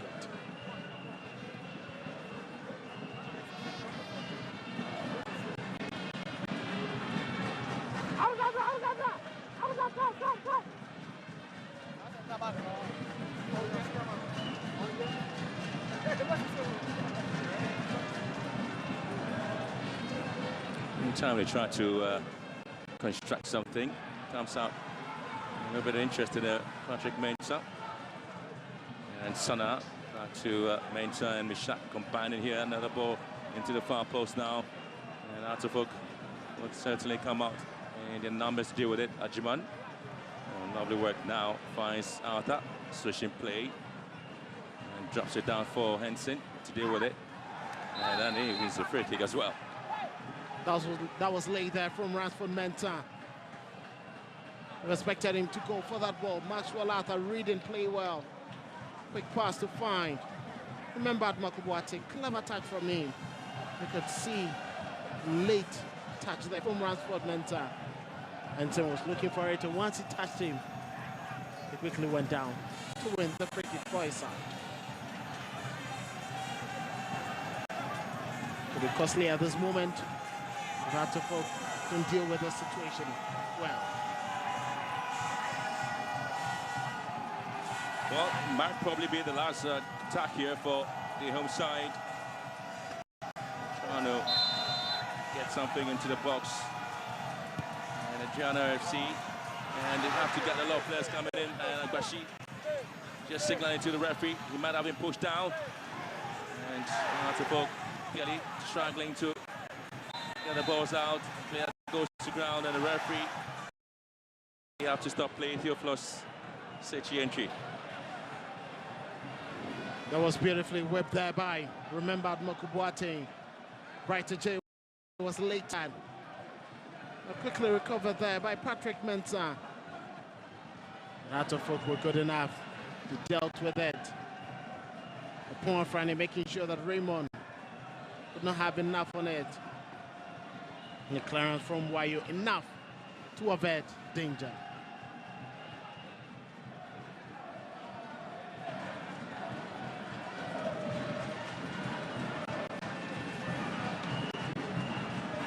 Oh, so we almost done with the first half. And the balls are swinging. It is to the advantage of the goalkeeper. He's always very confident and very calm in dealing with the area situation there. Brighter J was chasing that ball. It's quite Raymond Ajiman, spread and play. Once again, down at Makubuate, hanging delivery close to the goalkeeper. Brighter J was looking for the scrap, but very strong arms there. And leap from Abasi. He knows his job quite well. A very agile goalkeeper. Aguashi. It's been the busiest of the two goalkeepers currently. And well, the story and the heavyweights will come to a temporary halt here after 45 minutes of some exciting football there. It's been pretty much aggressive there. Bright J, Meshake Friye, Patrick Bain, so all of them are coming to the party with some bit of brilliance there. And also having Mauli Wayo having coming close to scoring that. And Mauli Wayo having coming close to scoring that. And Martin Kakari failing to not in for the first goal. But the first 45 minutes, it's been that exciting. Really good football being shown by the two sides. Half time, Aduana FC 0, Out of Folk 0. What a game it has been. First 45 minutes, no clear-cut intentions, but of course, players have also been wasteful up front. We'll take a lot more look. We'll take a closer look at some of these chances, and obviously, try and read what the psyche is in some of the heads of the players ahead to the first 45 minutes of the game. Obviously, a game that we knew that we're going to see two stalwart teams battle boot for boot, but it looks like it's been a dead rubber, if you understand the sports terminology, and you are wondering exactly what has gone on in the first 45 minutes. My panelists will be sharing their thoughts quickly as we have done the first 45 minutes of the game. It's goalless from the Nana Ajiman Bedu, the first part. It could have been a different scoreline if some of the strikers had been purposeful, if they've been up and doing. But we've not seen clearly what those intentions are or were in the first 45 minutes. So back into the studio, let's take a look briefly at the first reactions coming from my panelists. I'll start with Coach Abiu. I think watching this game, it looked like we only have workaholic. Players like basic field training, and they are just workaholic. So they are just using their strength to run without using their vision and awareness. There's no initiative. No vision, no awareness. The positioning and repositioning. Because once you're on the ball from the left, where would this player be? If the game go in a form of chess or draft, where you must position yourself at a particular time. So when you vertically zone the pack, what it means is our players only play to what is happening, but they cannot decide what will happen next. There's always a theory. The passer and the receiver must have the same mind. Okay. So once you're on a ball as a passer, me who is the receiver should be able to go into your head. You should also be able to go into my head that, okay, in the next 3 steps, the ball will be at the first pole or the second pole. Okay. But our players are just depending on their physical strength without using their vision. So there's no vision, there's no awareness. That is why you can find this wastage around the goal scoring area where they cannot determine where power is supposed to use. Where in the game, there are always words we use, the 3W, when, where, and why. So in a microsecond, these 3 words must play in your mind before you take a decision. Exactly. So when, we'll be talking about, where, we'll be talking about. Okay. So time, place, and why. So why should I shoot? And we haven't seen any of that. No, none of them. So it makes it difficult. So they lack vision and awareness. Christopher. Well, I agree with him, but the point is that players of today, they take it or leave it. They don't want to learn. They don't want to learn because I believe that whatever, especially the House of Folk players, whatever opportunities that they had, it came from the wide areas, meaning that they've done a lot of wing play at the training grounds. Yeah. Look at Martin Kakari's ball. Composure, just empty net. The direction of head, techniques in heading. They're doing warm up with balls, with heading. They're doing even this before the game, they were warming up with balls, with heading. So that technique, where was it? Maulu Awayo was able to get into the penalty area, beat the defender, composure, decision making. All right, hold your horses. We'll come back and take a look at those chances missed in front of goal. And whether indeed it is something that we have to work on or it is the players who are just not using their initiative as expressed by Coach Vincent Abiu. Let's do a very quick break. We'll be right back to take a look at what happened in the first 45.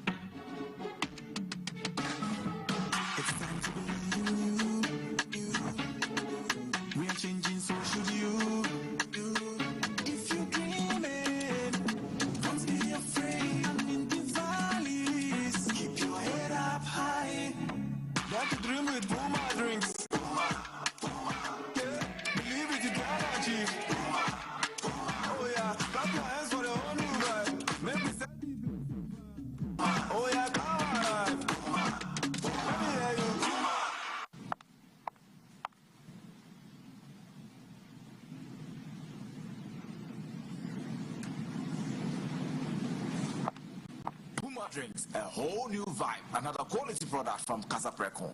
This advert is FDA approved. I want to watch the match. Even watches Ghana football these days. Do you know Charles Taylor? The president. Charles the Terror Taylor. He terrorized defenses with his dribbles. Who know Don Bote?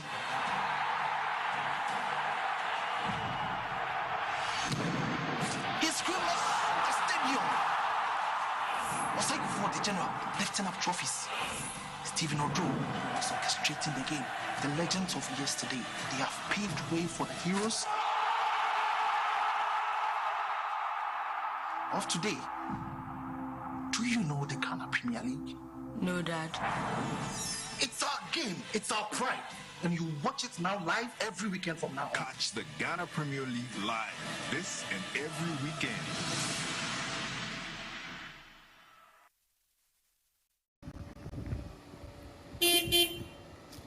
Money man. Really, Max Bell? You're driving a new car now. Max buy a car for. How did it happen? And it's just a raffle. I entered. I went to shop and I got it. But I'll give you all the details Brand later. new car. Let me Don't have worry. a taste and feel it and see how it Shay, is. I brought you battery car and just say, oh, you can have a taste. Don't worry. Something nice. So how will I be able to enter the raffle? Because I need to win this car. All you have to do is make sure you shop at Max Buy nationwide. So what will I be able to buy to win this car? Because I like the car. Come and buy your phones or your appliances, and that is it. All you have to do is, after you buy, they'll give you a sheet. You fill it, you drop it in the magic box, you shop, you drive. The amazing part is, every week, there's a giveaway. I think I need to get to the place right now and start buying. See, you have to get there, but you're not driving in my car, man. Get down. Oh, really? Go and shop, and you drive. For now, I have shop, I am drivers.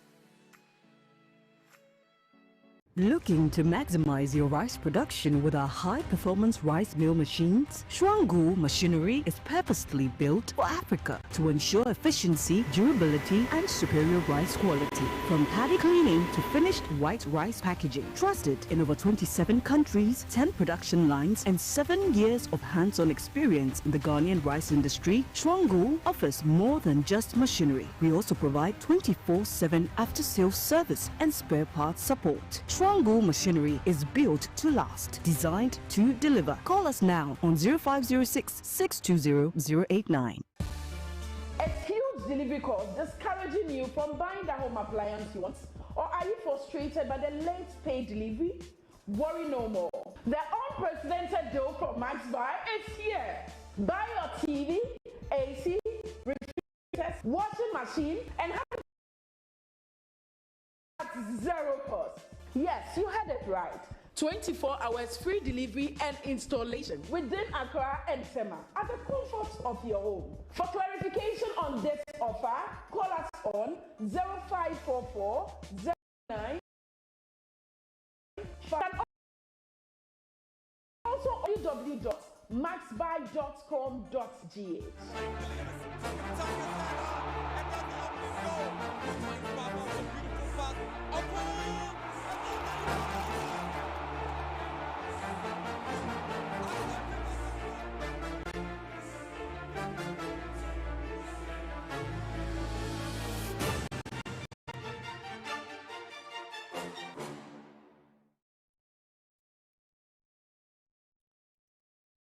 Alrighty, welcome back from the break. Many thanks for sticking and staying with us. It's goalless at the end of the first 45 from the Nana Ajiman Bedu Park in Doma. Both teams are struggling to find their rhythm and their feet, and we'd want to believe that it will bring the best out of the two teams. But the coaches are ready for the halftime interviews. Let's take a listen to what they have to say.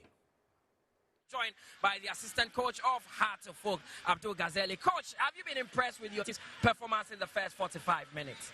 Today, I'm much impressed about our game. So far, our game plan is working, except at our back, we are making a silly mistakes from our captain and our two center body. That's what they need to work on. They need to make the game simple. They look too relaxed, and I think if they continue this way, it may affect us. What? Looking at the up front too, Wayo is running well. Hamza is also working hard. Martin Kakari is working hard. I think by now we should have been up by 2 goals or 3 goals to 0. Unfortunately, we are not able to get it. But I believe when we go, whilst we are going for the recess, we are going to talk to them so that they will come back stronger than what we have seen this first half. So does it mean you're going to twist the system a bit in the second half? Well, looking at the way they are playing, we need to do something about it, and I think we will adjust ourselves more. We just need to push 1 or 2 players in front, especially in front of the box to get break to what do you call it, cutback passes in order to finish. If we are able to get that, I think we'll be able to go through. Well, let's see what happens in the second half. That is the assistant coach of Heart of Folk, Abdul Ghazali. I'll be joined by the assistant coach of Aduana shortly, Maulom Lawrence. His team, the home side, and currently they are drawing against Heart of Folk. It's goalless, but it's been very entertaining with both sides creating some very, very good chances. Maulom, it's been a first half where it's been more of a 50-50 affair, but how would you assess the team's performance in that first 45 minutes? Yeah, as you said, it was a 50-50 and very high-profile game as usual. But we need to be very proactive in attacking third, and we are sitting too deep in a defensive third. We have to create a numerical advantage in attacking third. In that phase, it's going to give us more advantage because we don't create too much danger at front, which is giving them more to play their normal game, which is not going to help us. But we're going to make readjustment and few substitution, and we hope we're going to carry the day by the end of. So would you say the absence of Emmanuel Mafo is really having an effect on the team? Not really, but we still need him, and he has to play a bigger role in the team, and we need him to come and add that energy there too. But we still have to be proactive there, whether him or not him too. We still have to do what we have to do in attacking third. Well, wish you all the best in the second half. Maulom Lawrence is the assistant coach of Aduana there. All right, so the assistant coaches have given us a fair idea of what they intend to do, little bits of tweaking here and there. They need to change the face of the game and push players forward and do this and do that. It will all come down to the second 45 minutes. Will these adjustments work, Coach Habib? I think the adjustment can work on paper, but putting into the mindset of the players, it goes back to what you've done at training. Coach Morales says something. When you move wide, the next player is expected to be in a particular position. Yeah. If you move and they are not there, and there's a distance, you know, there's always a distance between our players, way than the size of the pack. You must always stand, depending on the size of the pack, we either do 13.5 meters or 12 point something meters. So once coach takes on a player and I move, we are able to create that tripod. Yeah. But we've not seen that in this particular game. Yeah. So it is about composure, telling them to relax. If you believe you've taught them exactly to approach this game, then tell them to relax and follow the game. And if I'm in charge, I'll listen to myself and not listen to my video analyst. Okay. Okay. Because at this stage. At this stage. Okay. And watch the game very well, because most of them, my coach knows it, they might not even be watching the game. Something comes into their mind in a past game. So I think adjustment. What they need, what both teams need is composure, and be able to find a space. Allocate the zone 14, zone 21. Where do we threaten the opponent? If you go wide, that means you are far from the pole. And if you go wide, you are far from the pole. Your crosses you might deal with. Look at crosses from Aduana and look at Agbeshi. You don't cross the ball overhead. You must go below his waist for him to struggle to deal with the ball. That is what Zamalek did to him in the second leg. Where they did use overhead ball, but below the waist because of his height. Yes. But this is where they kick the ball on top. And he will pick it and start again. It's a field day. It's a field day. But, Christopher, I shudder to ask this question, but is this the time we have to be teaching professional players the way to handle themselves on the field of play? Or is it that sometimes the pressure gets to them and they tend to forget? I don't think it is. I've seen a few crosses. I've seen a few finishes in this game, and Hearts have been woeful. To speak the truth. You ask yourself, do they do this repeatedly at training? At training. Because the moment you try to go the wing play at training, thrice a week, in a game situation, even in their warm-ups, especially as a work, they do that at warm-ups before a game. So when Mauli Wayo probably is on the line, or the final third from Kakari, as a striker, I should be able to know where I'm taking the defender to the first pole. Exactly. And then my colleague can even pick the penalty spot. So the cutback I'm easily giving it to a colleague to put the ball there. As the House of Folk assistant coach said, they should be up by 2 by now. Yeah. Because Kakari had that opportunity, and I felt that look, the technique in heading was poor. Yeah. Bauluwayo also had it. Instead of the cutback, he decided to go and he just flew the ball over the crossbar. Aduana has not been able to create a decent chance in this game. And this is one of what I was talking about. And I don't see why he should close, whether he closed his eye, I don't know. Because he was just close to send the ball into the net. And these are some of the things that you ask yourself, our players really, really learning? Probably you go to the training grounds, he has been doing it often, and he has been doing it well. But in a game situation where points are needed, they fail to deliver. And as I said, first 15 minutes, Aduana make sure that they get the first goal. But since House of Folk were resolute at the back, they couldn't. And House of Folk took over. Aduana is using the right side of House of Folk. House of Folk is also using the Aduana right side. So you ask yourself, which team has been able to create a more decent? It is House of Folk. House of Folk, yeah. But ask yourself, why have they been able to score by now?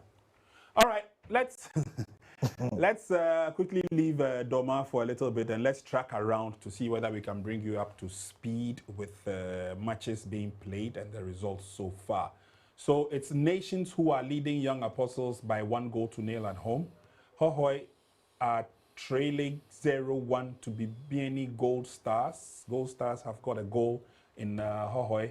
Samatex, indeed, it is the fortress. They're leading Heart of Lions by 1-0. Karela are also leading Vision FC by 1-0. At 78 minutes played, Brecum Chelsea are down 0-3 to Dreams FC. And then featured match has Aduana and Heart of Lions also drawing goalless. Again, we spoke about the results, the importance, especially as we are getting close to the end of the first round. And I think, Coach Sefa, it should be a comfortable scoreline. Should it remain the same, the game between Dreams FC and Brecum Chelsea? Yes, of course. I mean, Dreams FC, they show that when taking chances, they should be able to win their games. I mean, last we saw them against Kotoko, if they have taken their chances. 2 games that I watched, I felt they couldn't perform, was against 11 Wonders and then All Blacks. And they lost both games. But apart from that, they've been playing very well.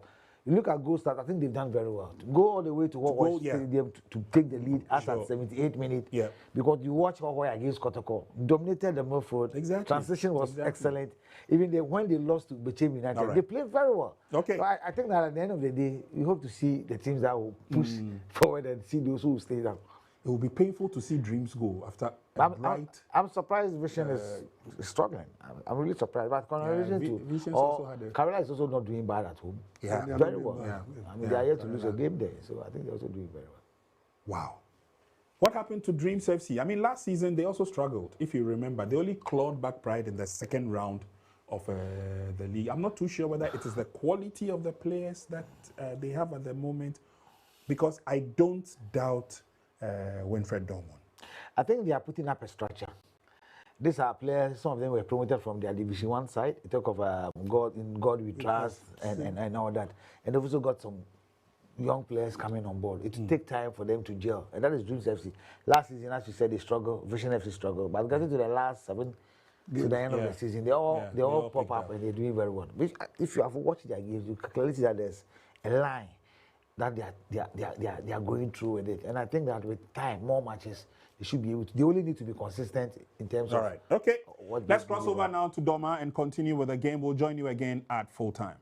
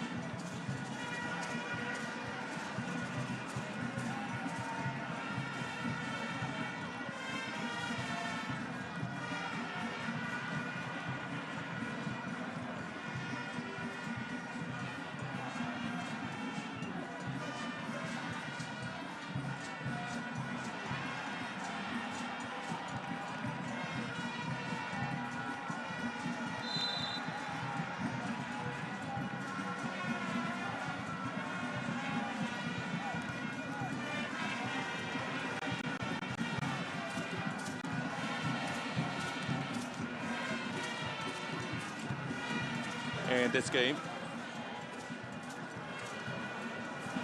A bit of an interesting story there between the two sides in the game.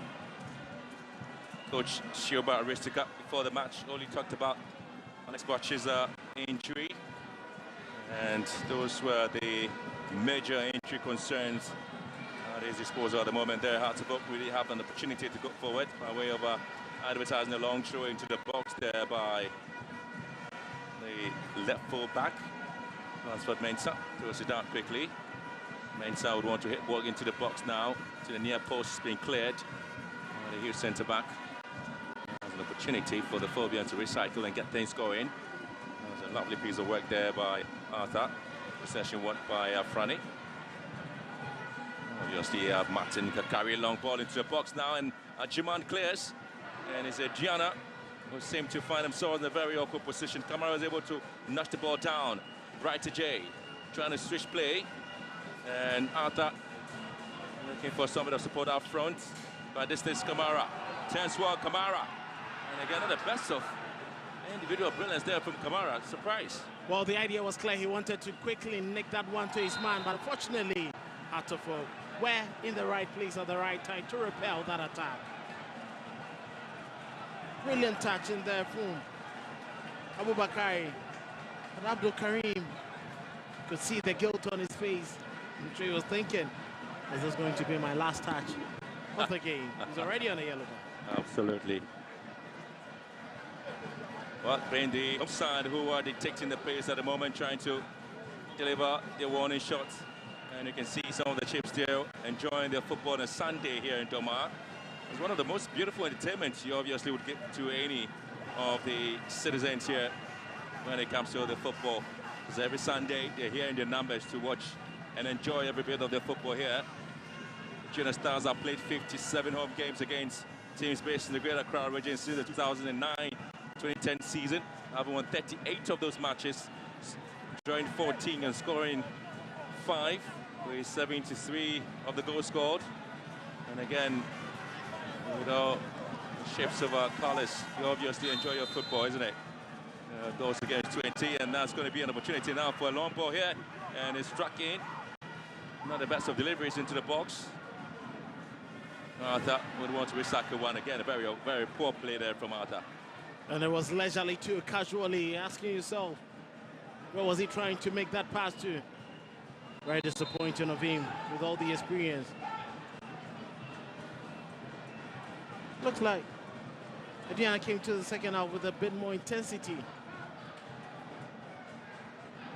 Well, now they're going to hit this one.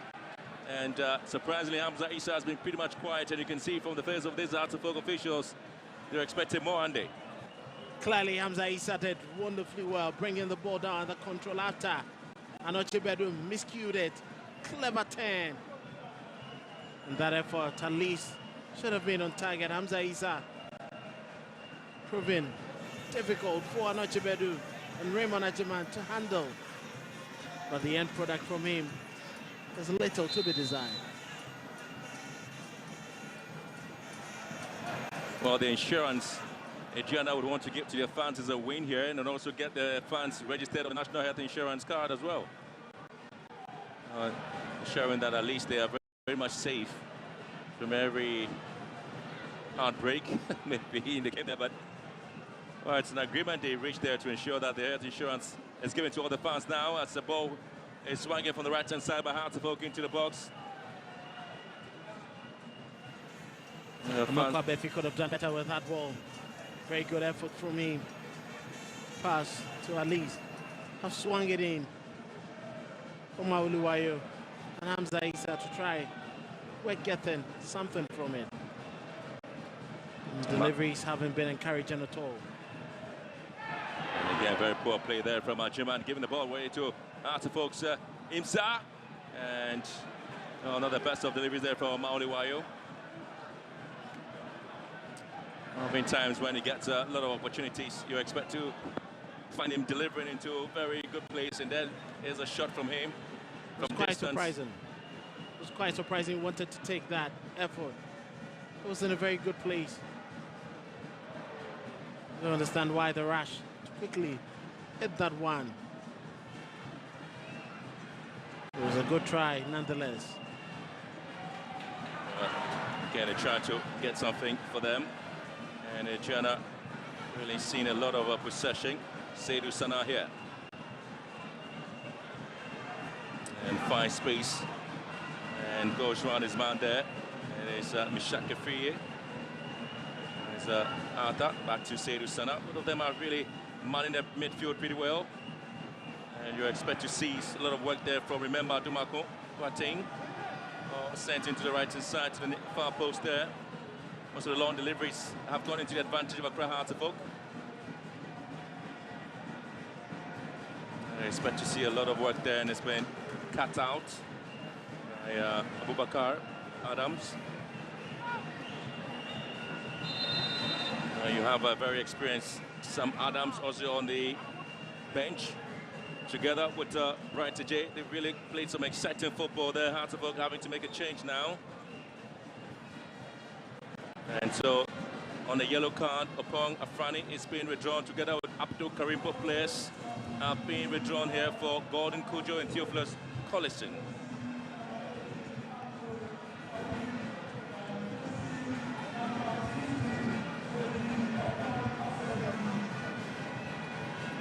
It was a good decision there by the coach. You've seen the both players are not in a very good place in terms of position there. Collison, the second half substitute against Nations FC, together with Gordon Kujo, who started unmatched there, but now they have to start from the bench. Meantime, Aduana FC trying to push further with Mishak Afriye, looking for Kamara, cut out beautifully by Hearts of Oak. Well, he hasn't really been very confident playing as a centre-back there, Ajiman. Raymond Ajiman, expect to see a lot of fluidity from him. And you expect to have lots of beautiful faces. Certainly watching the game here. Look quite difficult for Aduana FC to really have control of their game. Talking about Raymond Ajiman, an adept central midfielder who mostly initiates their phase one build up. And his absence is getting quite difficult for them to string passes together. The link-up play in midfield and attack has been a bit poor.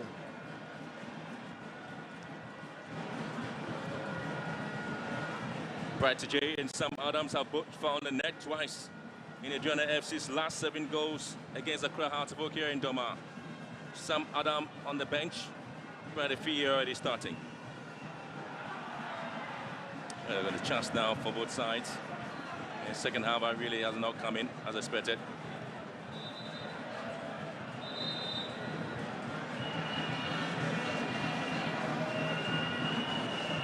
Look at that delivery there from Meshach. Causing lots of trouble in there. He was looking for Bright J's run into the penalty area, but Abashikain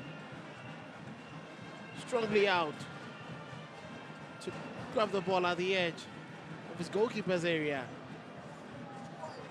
Quickly signal to the bench for an injury. Don't know how bad it is. And it seems to be struggling throughout the first half. It will be quite disturbing for the Phobians to lose him at this point. Though they are closely welcoming the return of team captain and #1 showstopper, Benjamin Asari.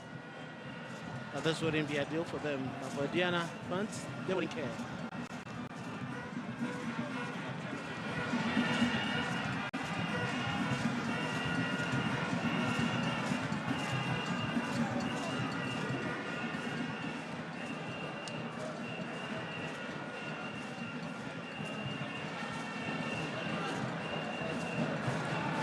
Well, so the fans have enjoyed.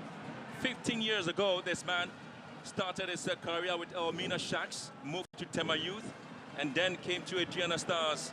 And then at the end of the day, he had the opportunity of moving to Kuwaiti side, Bogan SC. Is back to Aduana. He's really been a journeyman in terms of his football. And tell you what, 2010, when he was playing for Elmina Sharks, he played for the club in the lower tiers until 2012 when he secured a move to Youth. Right to Jay. But I think he's done everything that he needs to do for this team. They gladly and beautifully appreciate what he does. And he's one they can really trust to lead the team. He's played his heart out, one of the players we've seen. And let's not forget that he scored one of the beautiful goals ever seen. Remember. Well, I tell you what, that was the CNN goal of the week.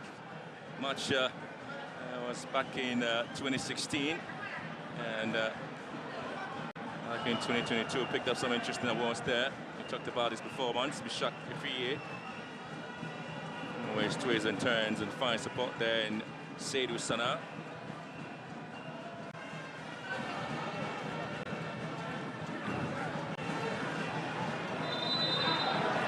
say again, the flag has already gone up.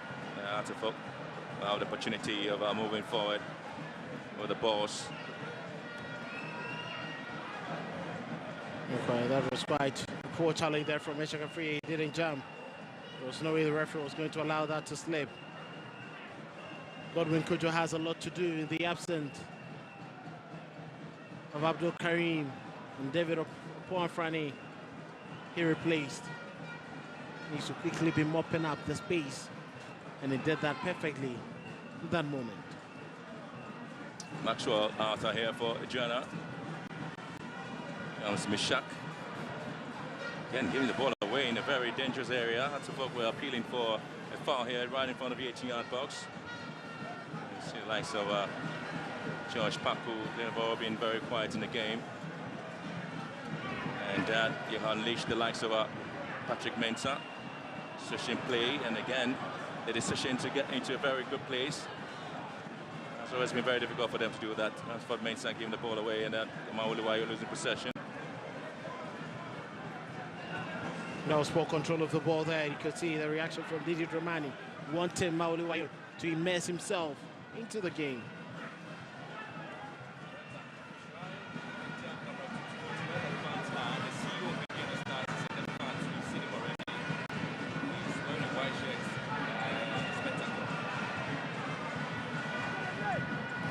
A lovely play here from Kamara, and trying to pick up upright to Jay, but again, good lovely work there from Ali Mohammed.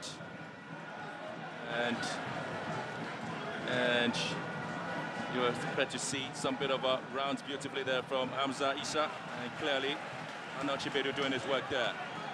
Very much experienced, strong challenge, making sure he cleared that ball.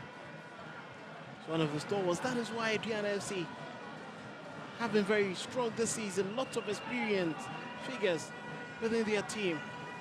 Anochibedu has been playing the Ghana Premier League for over a decade.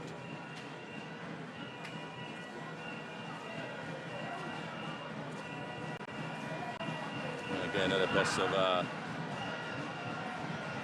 play there on the side, and you expect to see Mauluwayo to pick this one up for Artifook. Swishy play, swings one into the far post. It's been delivered away.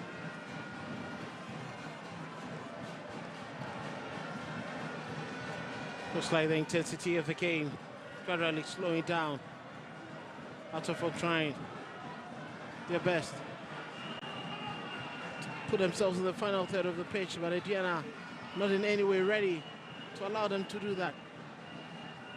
Too many touches, Aduana losing their flow, their quick transition from midfield into attack. Well, they've kept possession and looking to help Artifook coming out of their shells. It has been difficult for them, and anytime they do hit the balls and hit the break, they are in trouble.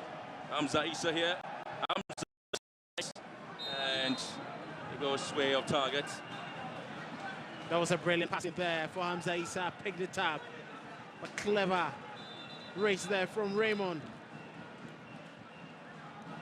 Raymond did everything within his reach to try to get to that ball. Hamza Issa cleverly bringing that ball on his chest. It looks like a flat full handball there.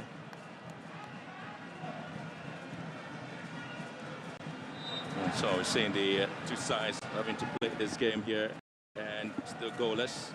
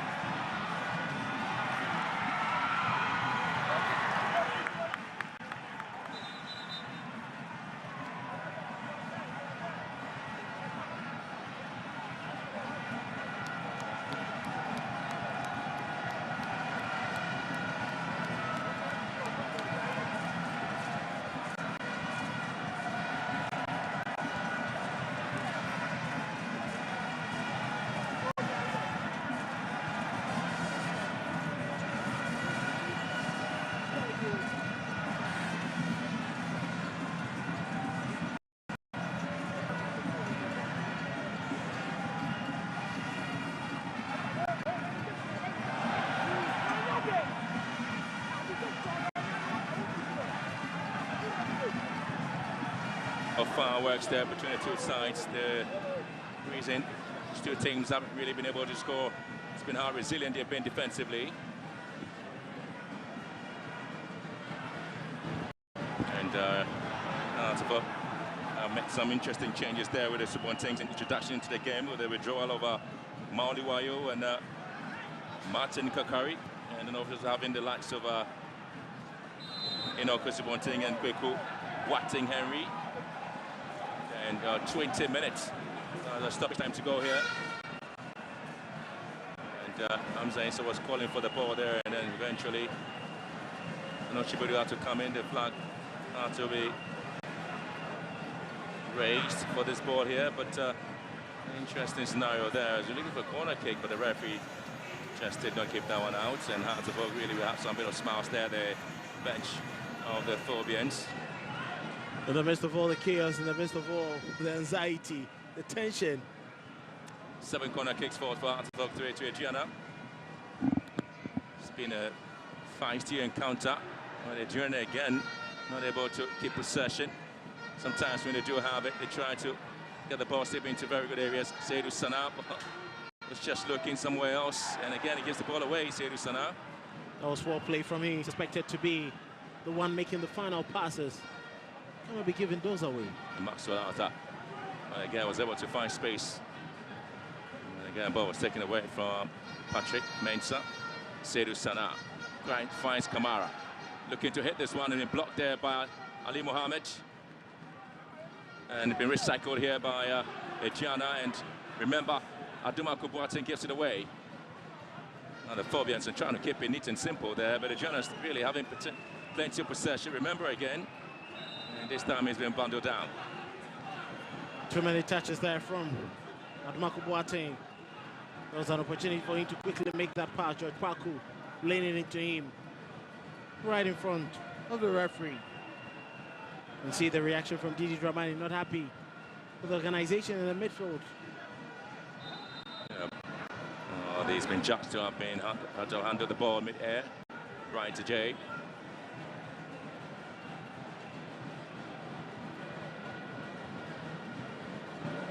Well, those who looked at this game and felt that it might be ending the stalemate between these two sides.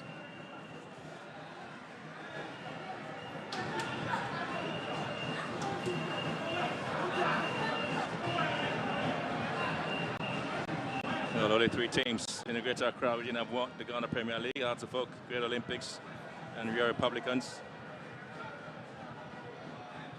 China FC on record have lost just 21 out of the 212 games in the Premier League since joining back in the 2009-2010 season. Nice over Hearts of Oak, Legon Cities, Wild Stars then, Bekum Arsenal, Bechem United, Asante Kotoko. Samatex are the only 6 clubs to have won twice at Aduana FC's home grounds in the Premier League. No team in Ghana have won more than 2 at Domar against Aduana FC. Only 15 clubs. And they have been able to take all the 3 points as visitors here in Domar. Hearts of Oak, another ball swung in, and it's been headed down by Hamza Issa. Can be picked up by Prince Osei. Not the best of challenges aerially there for Hamza Issa. So the minute to figure would want the ball at his feet, though he has some quality when it comes to aerial tussles. But that ball lacked any venom to head goalkeeper Prince Osei in post. Well, the fans are expecting a lot there from Aduana, especially looking at the position in the Premier League log and how Hearts of Oak are really trying to give a chase, even though they are 4th on the Premier League table. But I tell you what, it hasn't been the sort of results that they're looking forward to seeing. It hasn't just been that, they've been playing some pretty good football, getting some interesting results. That has heightened the expectations. And just like Oliver Twist, always calling for more. Hearts of Oak not going to find some space. And looking to get the balls down into very good position. Swung into no man's land. There's a former Hearts of Oak lateral defender, William Tori Denchi. We'll be very glad coming to contribute to his current side, Sassers. He hasn't really been the favourite because Abubakar Adams has taken over that slot. Well, the Phobians again trying to push forward here. And Enoch Christobonting now finds space down to Theophilus Collison. And the ball has been adjudged to have actually gone off the line there. We're until the final quarter. Still in the game here, Aduana. And Artifact struggling to come out with something spectacular in the match here. There's a poor decision making there from Collison. Neo Subonting was in an offside position and had not come out of it. In order to liberate himself, he quickly made the pass.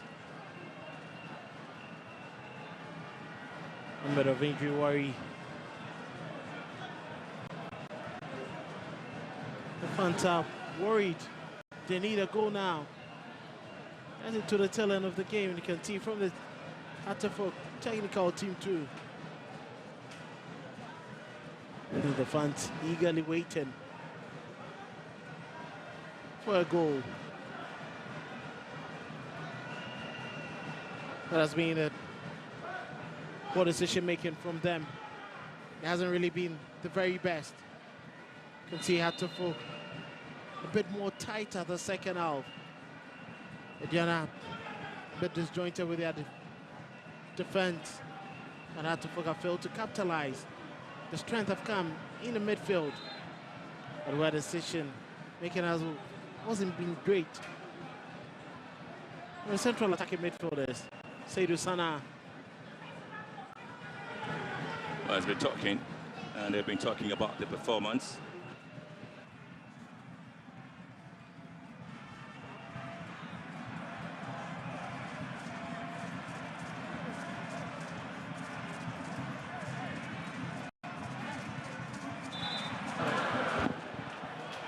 Some of the interesting results coming in.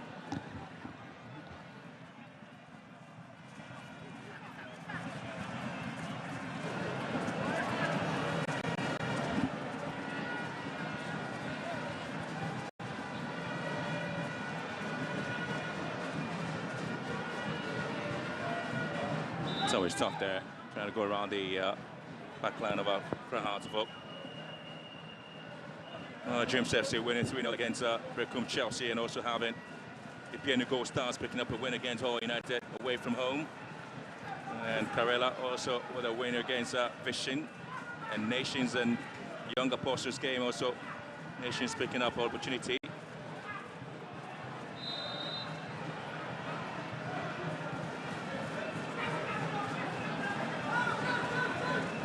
Frustration settling in there, you could see that was poor decision making coming in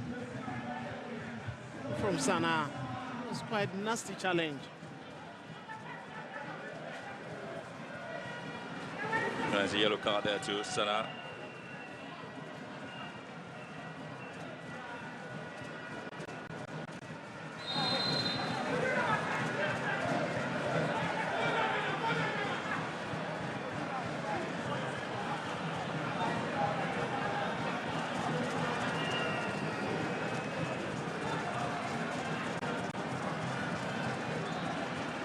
See Raymond Egerman doing every bit to try to repel all the attacks that come against his team.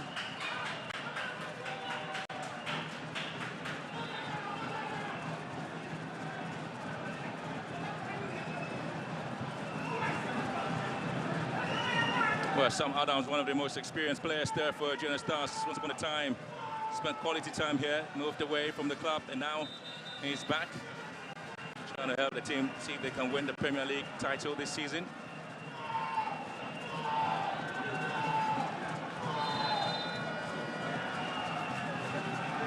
Another ball swung in. Oh, what a save!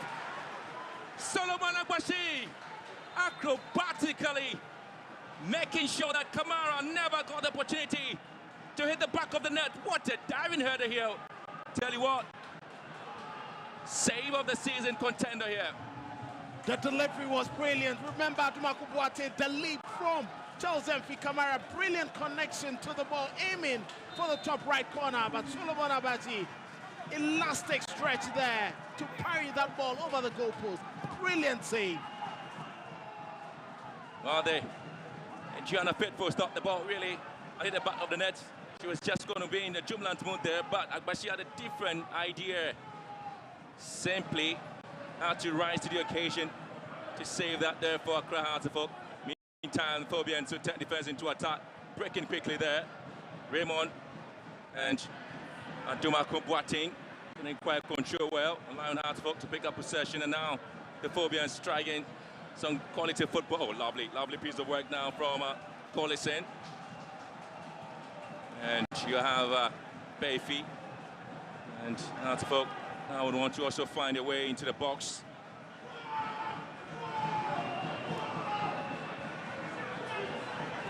So it's going to be something spectacular coming in here from the players. And it's been moved away. And now it's going to be the likes of Gianna, who might want to see the last 10 minutes of the game.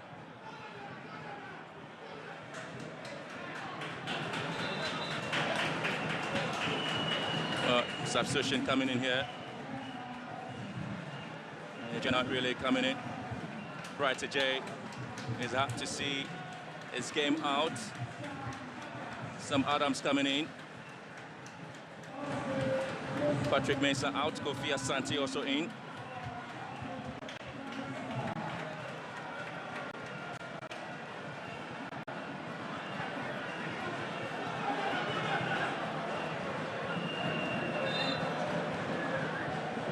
I think it's a like-for-like substitution there, bringing Kofi Asante to join. He's more instinctive. Sam Adams will be doing a lot more of the runs and try to pick up the loose balls. Quite interesting to see how this game finishes for Aduana FC, throwing all the Arsenals on.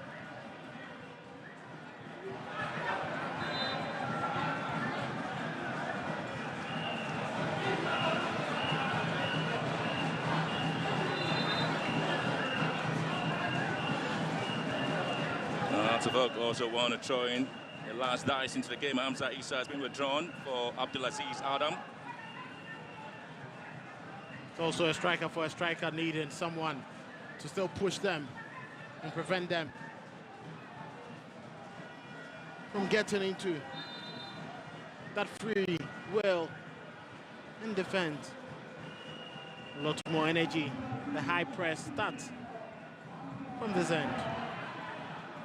Oh, lovely. Hearts of Oak may have a chance now to move, and the Phobians are in a very good position to see if they can strike for the first goal.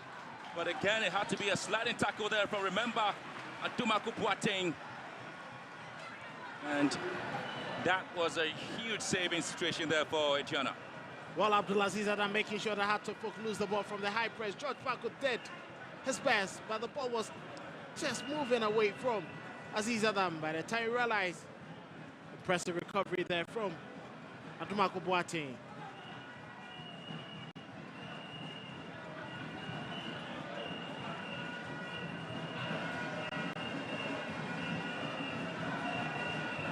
Aduma Boateng again. Here comes Raymond Ajiman. And again, he just gives the ball away when he's trying to put pressure on himself.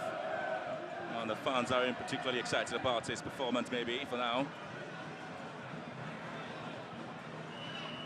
This point in time where you need to keep a lot more concentration, making things simpler for yourself, pushing high up the pitch. You would be surprised teams would have to resort to Route 1 football, hitting it high up and looking for that match winner at the death.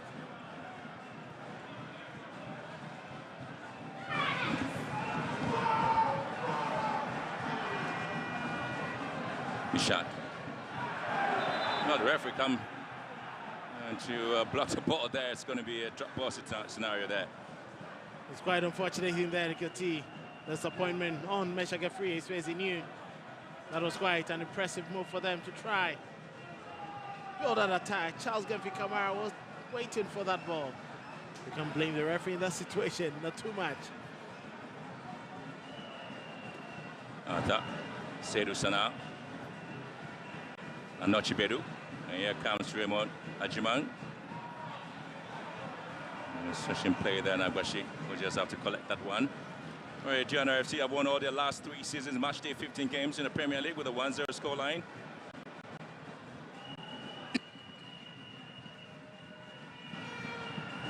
They're always a side who are resolute.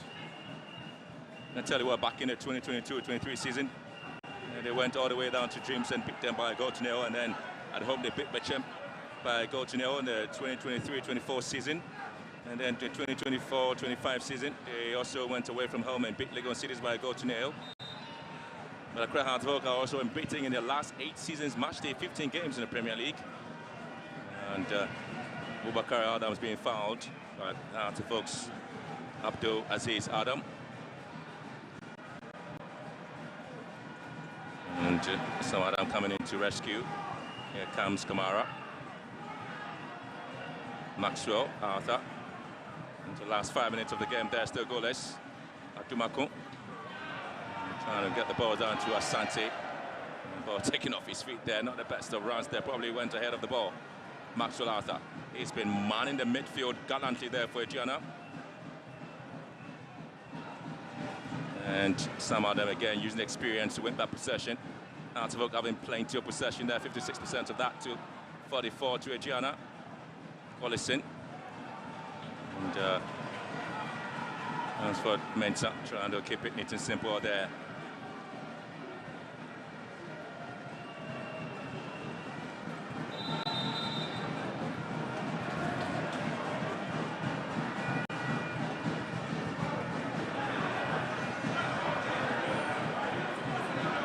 Artevok seem to be a bit wobbly in midfield, giving the balls away. And Kamara again. To be stopped in his track there by Sibe. And Hartevok now pushing forward by Kweku Boateng Henry on the flanks. Oh, lovely play there from Kweku Boateng Henry, but again, Abakar Adam just coming into the rescue for Aduana FC. Trying to hit the balls back into the attacking areas. Expecting likes of Santi and some Adam to play their part. Trying to go with the theatrics there. Aduana really struggling at the moment to keep possession, but Adam really coming in to do something. Kamara want to play now to the flanks, and Esibe. It's quite surprising they could have just decided to shepherd that ball into touch. Let's give it a throw away. An attacking zone for Aduana FC. Let's see Henry going into that tackle. He's back on his feet, and the Sibe didn't want any chances being taken there. Great strength there from Sam Adams, fighting for every ball.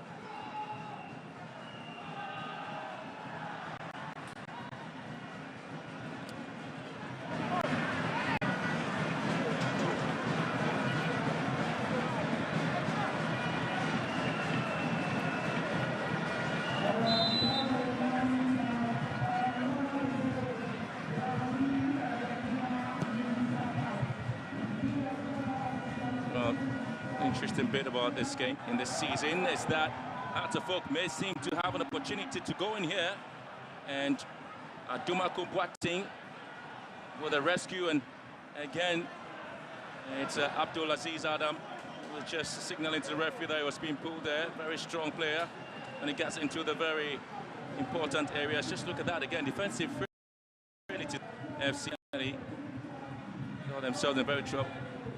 And you can see Abdul Aziz upper body strength to his rescue. Had to take Sedru Sana ripping off the top part of that shed to prevent him. And Kamara not able to get to the very important areas there with his passing. And fans are a little bit frustrated. Probably getting the simple things here, but he's able to get a corner kick advantage there.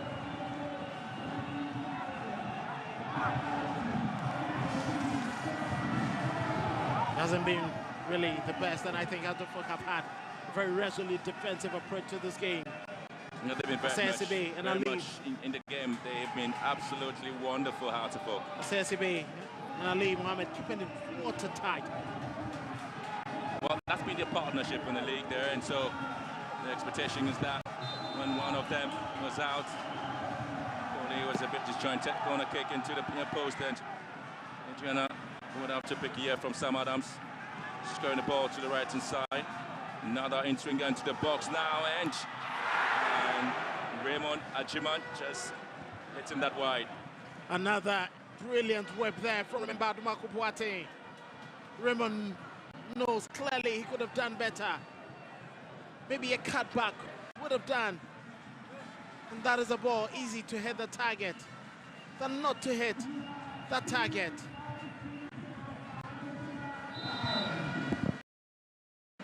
Doing 5 minutes of added time.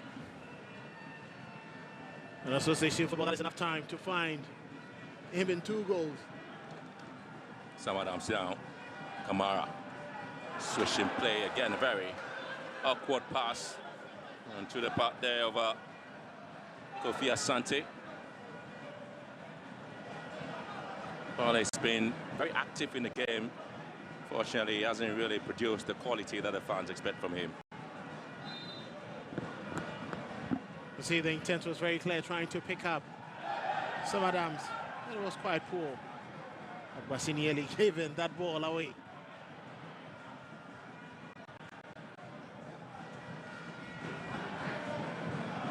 Yes, Kamara trying to move with the right left. He's being dragged down. Referee says no. That's a legal tackle. And it's Sibe with Arthur on him. And he also hit the barrier. And both teams are really having some difficulties there when it comes to defensive play. Oh! Kamara again. Agbashi again. Brilliant save there from Solomon Agbashi. Positioned himself well. And look at how agile he is. Always ready to go for the catch. That was a good dive to pick that one up. Kamara did his best, fighting off that pressure from Amankwa Befi. You can see from his face, but disappointed. And it would have to take you a lot to be one of the top shot stoppers we've seen in the league recently.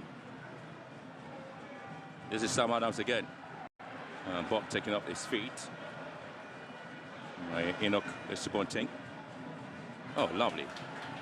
Artefok now charging forward. And Arnold Chiberu here with Abdulaziz Adam.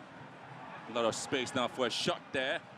Artefok having that opportunity to see if they can't advertise something. Henry, and his shot being blocked. Another ball sent into the box, but nobody there to pick it up, and Samada would have to mop up here for Aduana. Very good mop up there by the captain.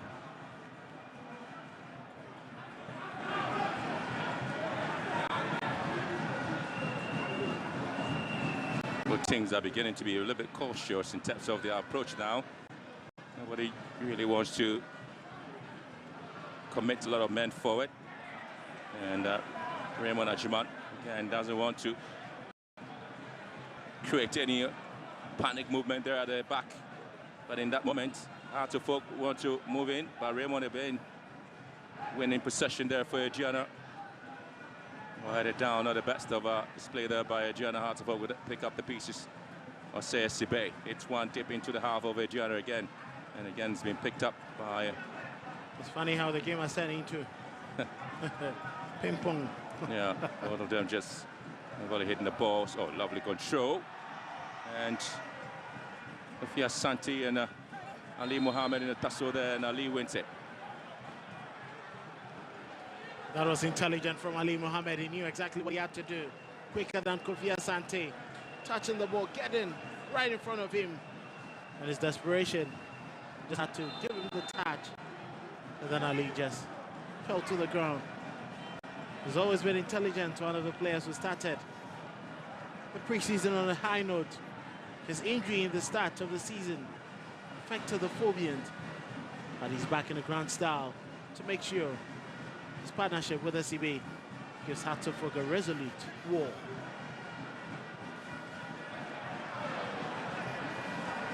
Well, almost ending the game here. And both teams will continue to keep up the pace. And this is one of the matches there where stakes have really been high. And Raymond Ajiman Well, a sliding tackle winning possession here for Aduana. Referee says no. Out of hook, out possession. Ball sent to the left-hand side. Expecting the beautiful runs of Isubonting. He has Aduana Kubuatin to be couldn't beat him and clears his line deep into the half of out of hook. Aduana will have to pick it here. This is Kamara. Stretching play down the left-hand side. Mishak here. And trying to go in with something. And Esibe again with experience winning possession for Heart of Oak. Well, tire legs there from Meshach, a free. He couldn't read in between the lines. And so definitely going to be another foul here. Probably the last action of the game. It's been exciting. And to see what happens here. So, Aduana continued the unbeaten in their previous home matches in the month of December, the Premier League, since 2009-2010 season. And they remain unbeaten and season. And they remain unbeaten and match week 15 of the Ghana Premier League. It's been an interesting high-stakes game between Aduana FC and Accra Heart of Oak. But a stalemate, certainly a point picked up by the Phobians, and a gallant save there from Agbashi certainly will be rewarded by the fans of Accra Heart of Oak. It's a match they were looking forward with the 3 points, but Aduana will be happy. At least their match on to win the Premier League title is still on course. And so it finished yet at the Aduana Stadium. Aduana FC 0, Accra Heart of Oak 0.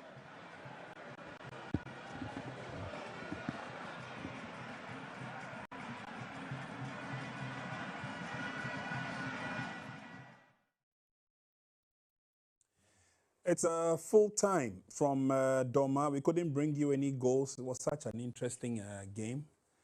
And obviously, the technical bench of the home side will not be too happy. They created lots of chances. Hearts of Oak came into the game again, but again, woeful finishing really let them down. And at the end of it all, they had nothing to show for. We thought that this was the year the cycle was going to break. But obviously, Aduana went into this game as the best informed team so far this season. And by virtue of the fact that they are current league leaders, they knew exactly what they took into the game. Sifa, were Hearts hungry enough in today's game? In terms of finishing, sure, they weren't. It wasn't there. In terms of determination, attitude-wise at the back, I think they were. Because there were some instances where I felt that as a folks should have at least hit at the back of the net. At least as a folks should have scored a goal in this game. The mentality of the players were better than what we witnessed even the game that they won against Nations FC. I see. You could clearly see from the players that they want to show something, they wanted to do something. And for me, I think that it's a positive sign on the part of the playing body. In terms of technical changes from Didi Dramani, I think he did well because he realized that Afrani Opon and then Abdul Karim have been yellow carded. So the way Aduana is playing, if he doesn't put them out, that's why he brought on Collins and then Kujo. They also came in very strong. So Aduana that were dominating the House of midfield couldn't dominate the midfield. So they decided to use the wide areas and long balls.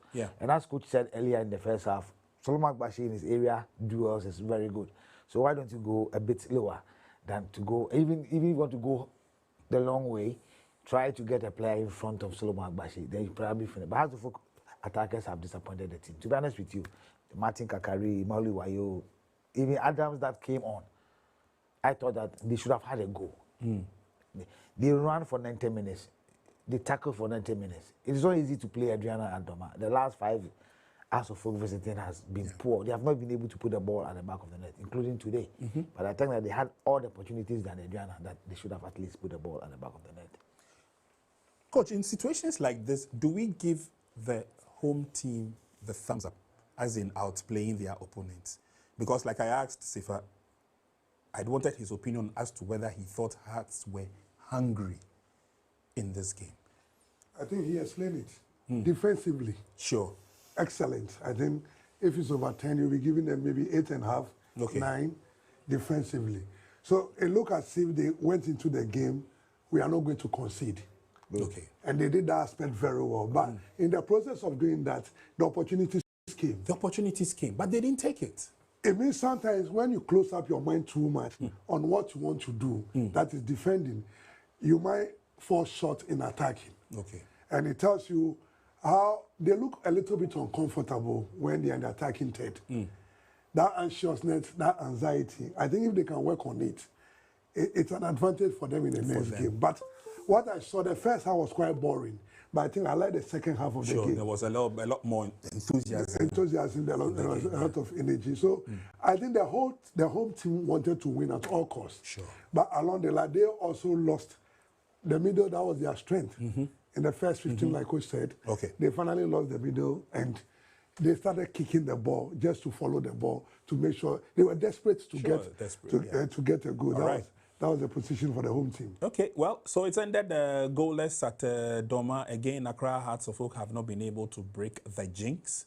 And so they will come back at least with a point. But it was a game that a lot of connoisseurs of the game believe that at least a goal or two would have sufficed in this game. Let's do a very quick break. When we come back, we'll be dovetailing into the end of our production today. Of course, we will be standing by to hear the two coaches and what they have to say in terms of how they saw the performance. And then, of course, with such a rugged performance, there were a few brilliant individual performances. Let's see who runs away with the most valuable player award. We'll be back after the break.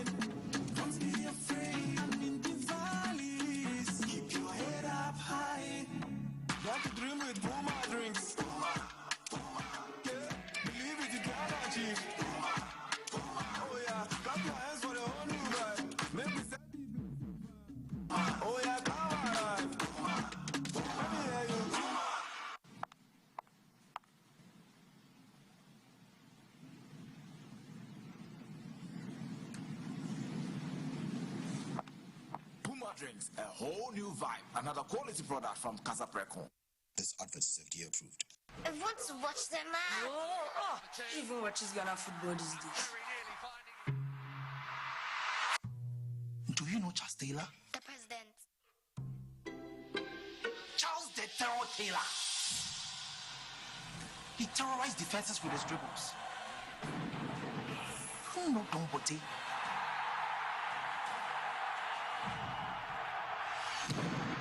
He screamed the stadium.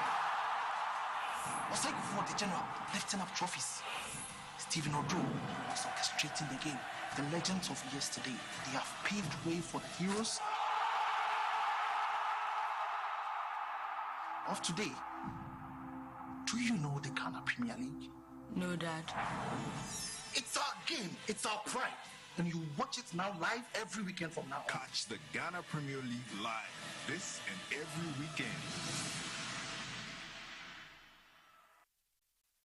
Looking to maximize your rice production with our high-performance rice mill machines? Shwangu machinery is purposely built for Africa to ensure efficiency, durability, and superior rice quality. From paddy cleaning to finished white rice packaging. Trusted in over 27 countries, 10 production lines, and 7 years of hands-on experience in the Ghanaian rice industry, Shwangu offers more than just machinery. We also provide 24/7 after-sales service and spare part support. Shwangu machinery is built to last, designed to deliver. Call us now on 0506 620 089. Money man! Really, Max Bell? You're driving a new car now. Max buy I'm a car for. How did it happen? And it's just a raffle. I entered. I went to shop and I got it. But I'll give you all the details later. Let me have a taste and feel it and see how it is. You can have a taste, don't worry. Something nice. So how will I be able to enter the raffle? Because I need to win this car. All you have to do is make sure you shop at Max Buy nationwide. So what will I be able to buy to win this car? Because I like the car. Come and buy your phone. and that is it. All you have to do is, after you buy, they'll give you a sheet. You fill it, you drop it in the magic box, you shop, you drive. The amazing part is, every week, there's a giveaway. I think I need to get to the place right now and start buying See, something. you have to get there, but you're not driving in my car, man. Get down. Oh, really? Go and shop and you drive. For now, I have shop, I am driving.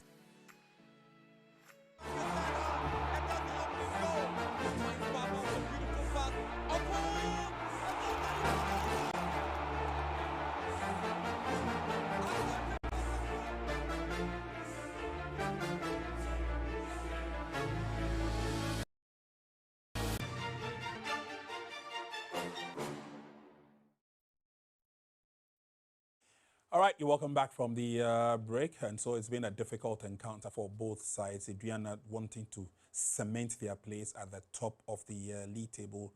Don't forget, before the game, they were leading by a point.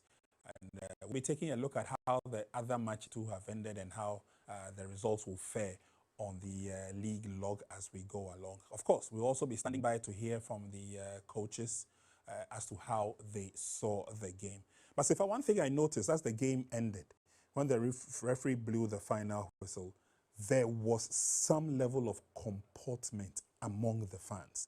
You have been to Doma many a time, and yes. when things don't go well, we know how they explode. Yes. But I think the effort of the leadership of Aduana talking to the fans ahead of this game in particular has worked. They have some of their technical men with the junior national team. When they go to the national team, they learn a lot. So when they come back, they let them understand how football has developed and how football is going. Okay. Out of the state quietly, supporters in terms of this was a goal, this was a free kick, and you could clearly see from them that they've learned from the previous games that they watch and how they behave at Doma. And I think that it is good for Ghana football. Clubs need to learn that. It is three things: either win, lose, or draw. Exactly. At the end of the day, team and your management, it's not easy. For us to drive all the way from Accra to Doma, they went there to that they can write off Hasselhoff. In as much as Aduana couldn't create more decent chances, they gave a very good account of themselves. I mean, it wasn't just a fluke that they are on top of the Ghana Premier League, but I think that with the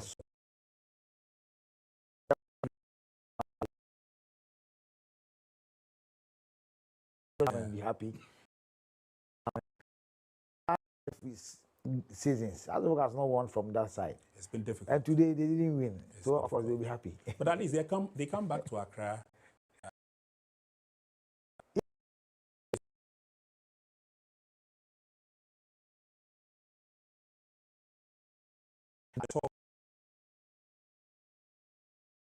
Are also in recognition that yes, this is a marked improvement of the Accra Hasselhoff.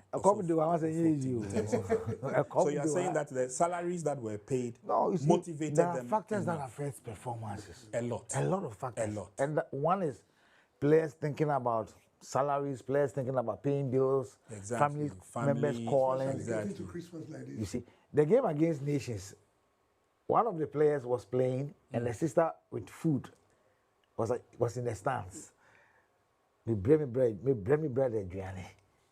It speaks a lot. Wow. You get it, and you could clearly see from the facial of the Hasselhoff players that we want to kill ourselves. We want to play. We want to play our hearts out, and I'm sure every Hasselhoff fan will be happy seeing the team play today. Okay, let's get back to Doma. The coaches are ready to talk to us. Let's listen to what they have to say or tell us at the end of the game.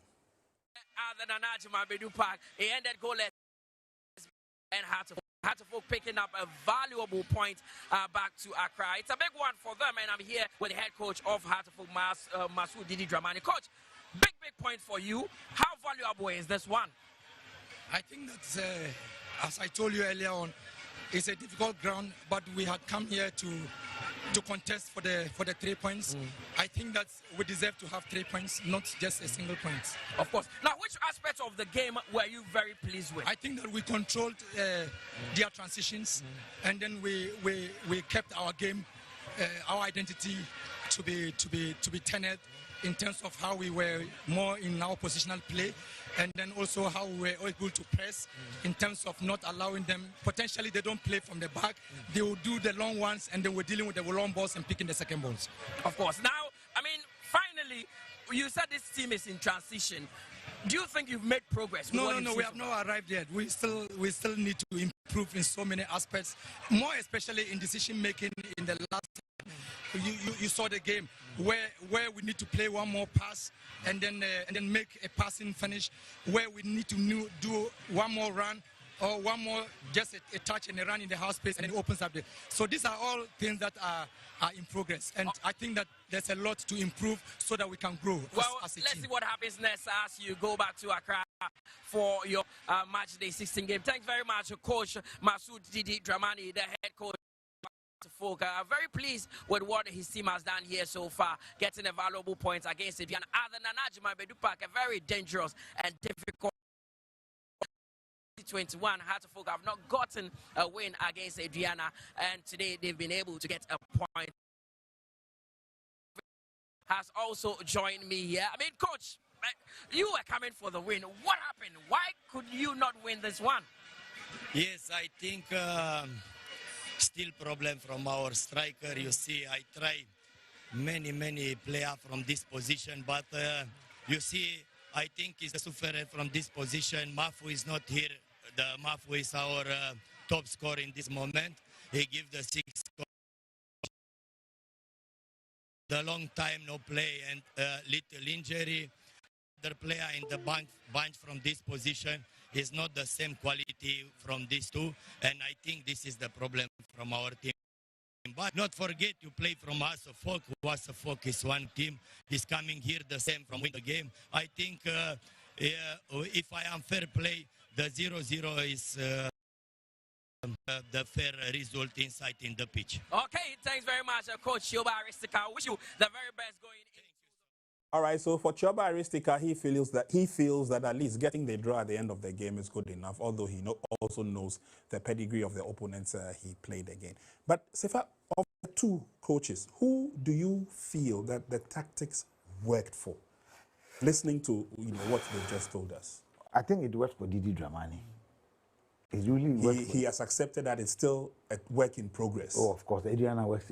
All the clubs works are in progress. Okay. But Didi Dramani, I think that his tactics worked for him because he created more decent chances in the team.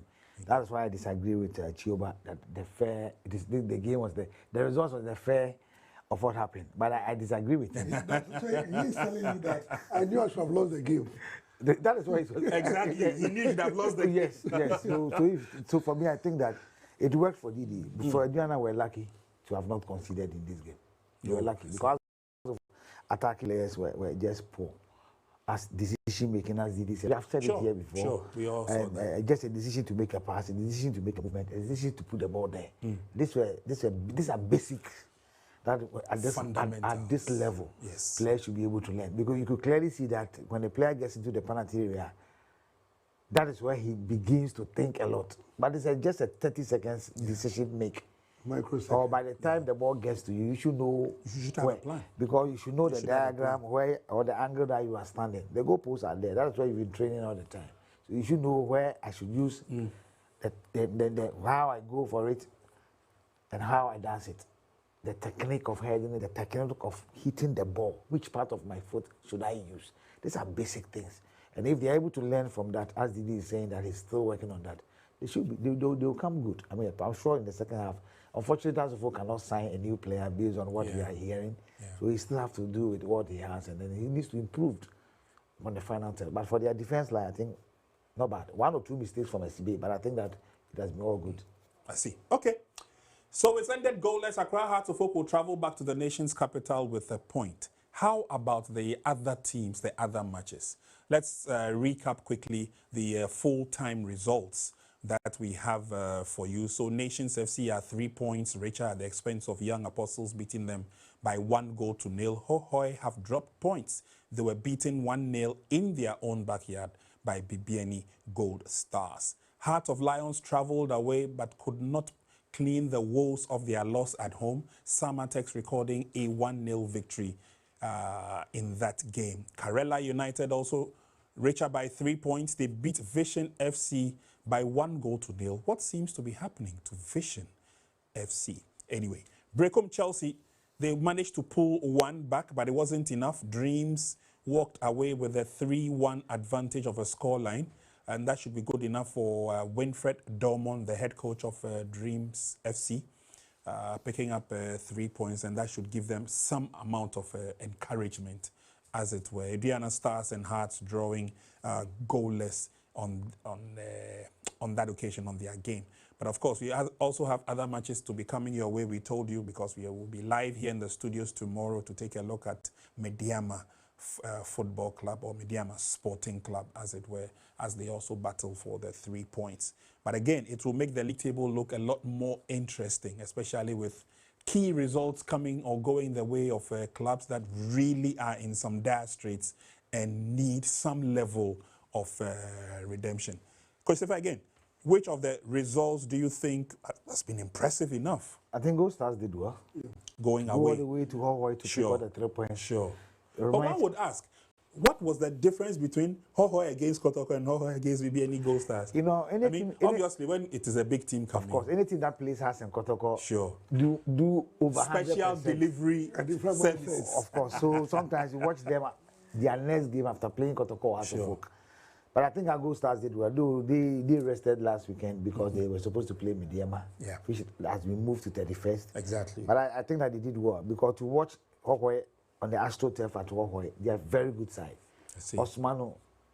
Osman, their captain, wonderful player. Solomon Aduana has been with Olympics. The experience is there. And when they are running on the AstroTurf, you find it difficult. But I think that Coach Amankwa has done very well. He and Gordon Blood, they've done very well, because it reminds me of they going to Sedru to beat Oblast by lone goal. I mean, congratulations. I mean, for me, they have really, really done well today. I see. Okay. But of course, also a good enough win for Winfred and Dreams FC. Definitely. Don't want. I spoke about the game against Kotoko. If they have taken their chances, they would have won that game. Exactly. But they played extremely well in that game, and I felt that they didn't deserve to lose that game. So of course, coming back to Tuba to play Brecum Chelsea, who is yet to even win away from away game. So for me, it was a game that people were talking about officiating, but hey, you could clearly see that it's not about officiating. Dreams dominated, and they deserve to win the game. But for Brecum Chelsea, you can't really take anything away from them by the mere fact that they've lost a couple of their key players. You made money out of those players. So you replace them, go in and get you may not get the same quality. You see, that is why I disagree. Okay. If Steve Amankuna is going, I need a player in the league who probably will be able to play, if not better than Amankuna, like Amankuna. Sure. If I'm leaving my captain Zakaria Fusini with a lot of experience in the league to Kotoko, Hubert Jau, second season in the league from Chelsea to Kotoko, and I made a lot of money from them. Even if it's a lot of money, try. I mean, they have good players. To be honest with you, they have Kosi Soroto in Milford. Fantastic player. Vincent J is doing very well. I mean, the woman, formerly of Nations, House of Folk, the experience is there. Following the goalkeeper, one of the experienced goalkeepers you can have in the league. They have to sit down and analyze their team. Benjamin Abedu, the left back, has played for Chelsea, travel outside, come to play Mediama. They've got the quality. So what is really wrong? They have to assess their team and know what is wrong. The players are gone. They are not coming back. True. So you need to assess what you have, and then probably get to know your opponents. I've said that, look, if you know your opponents before the game, half of the job is done. It's done, yeah. Half of the job is done. True. So for me, I think that the teams that are doing well, not because they are doing better than the rest of the team, but I think that if they are able to do your things right, it's about the mentality. Wow. It's been a tough one. But again, talking about mentality, and this is where I would like Coach Abiu to also help us. The mentality at this stage of the competition, and especially looking at the angles from the score lines, and when you lose, what you go through, when you win, how it affects the team, etc.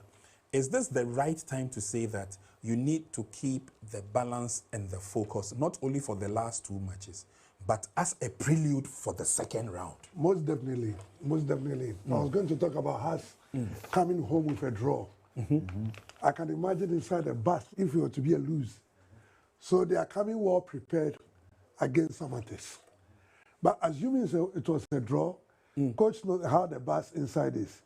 For the first 1 hour, nobody talks. We don't talk. You need one who will change the setup in the bus. But if you don't get anyone, sometimes we get to Kumasi. Yes. About to if once you happen the way, you need to keep the balance. Okay. And keep the momentum.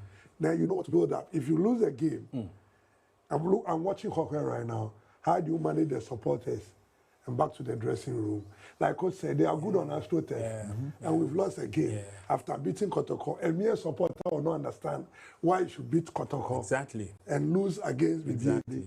But there's a trick, and Coach brought something out.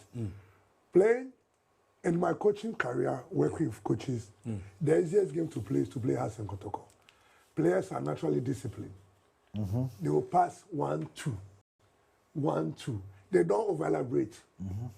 They do exactly what you say. Apart from those two games, they want to play what they want to play. So you need to manage them and tell them, this is what we need to do. We need to get the next 2 games by game. So whatever exact words you use are the exact way you need to tell the players. We need to be focused and keep the balance and just move forward for the next game. This one is over. Like Coach said, you've sold the players, you've made money. We can't talk about them again. Fixing somebody. We've drawn the game. We are coming back to Accra to our fans. And that match is on the 26th of December. Yes, Boxing Day. Boxing Day in Accra. We're going to have a party. Samatex also won by 2. Samatex also won. So they're also coming, driving down to Accra Suffolk with that full energy. So whatever you need to focus on your team. And like Coach Razi said, work on other team so that the job must be done before the team arrive here. Otherwise, you will not be able to lose the game. So it's about balance and focus. It's as simple as that. Okay.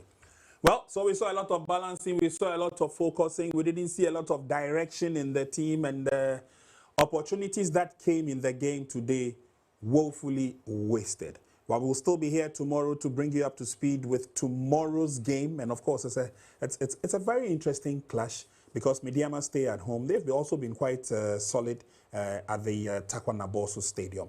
And so let's see how they perform against Baseke Holy Stars. And Coach Tanko, who is the head coach of Mediama Sporting Club, he's got very good friends, very good friends.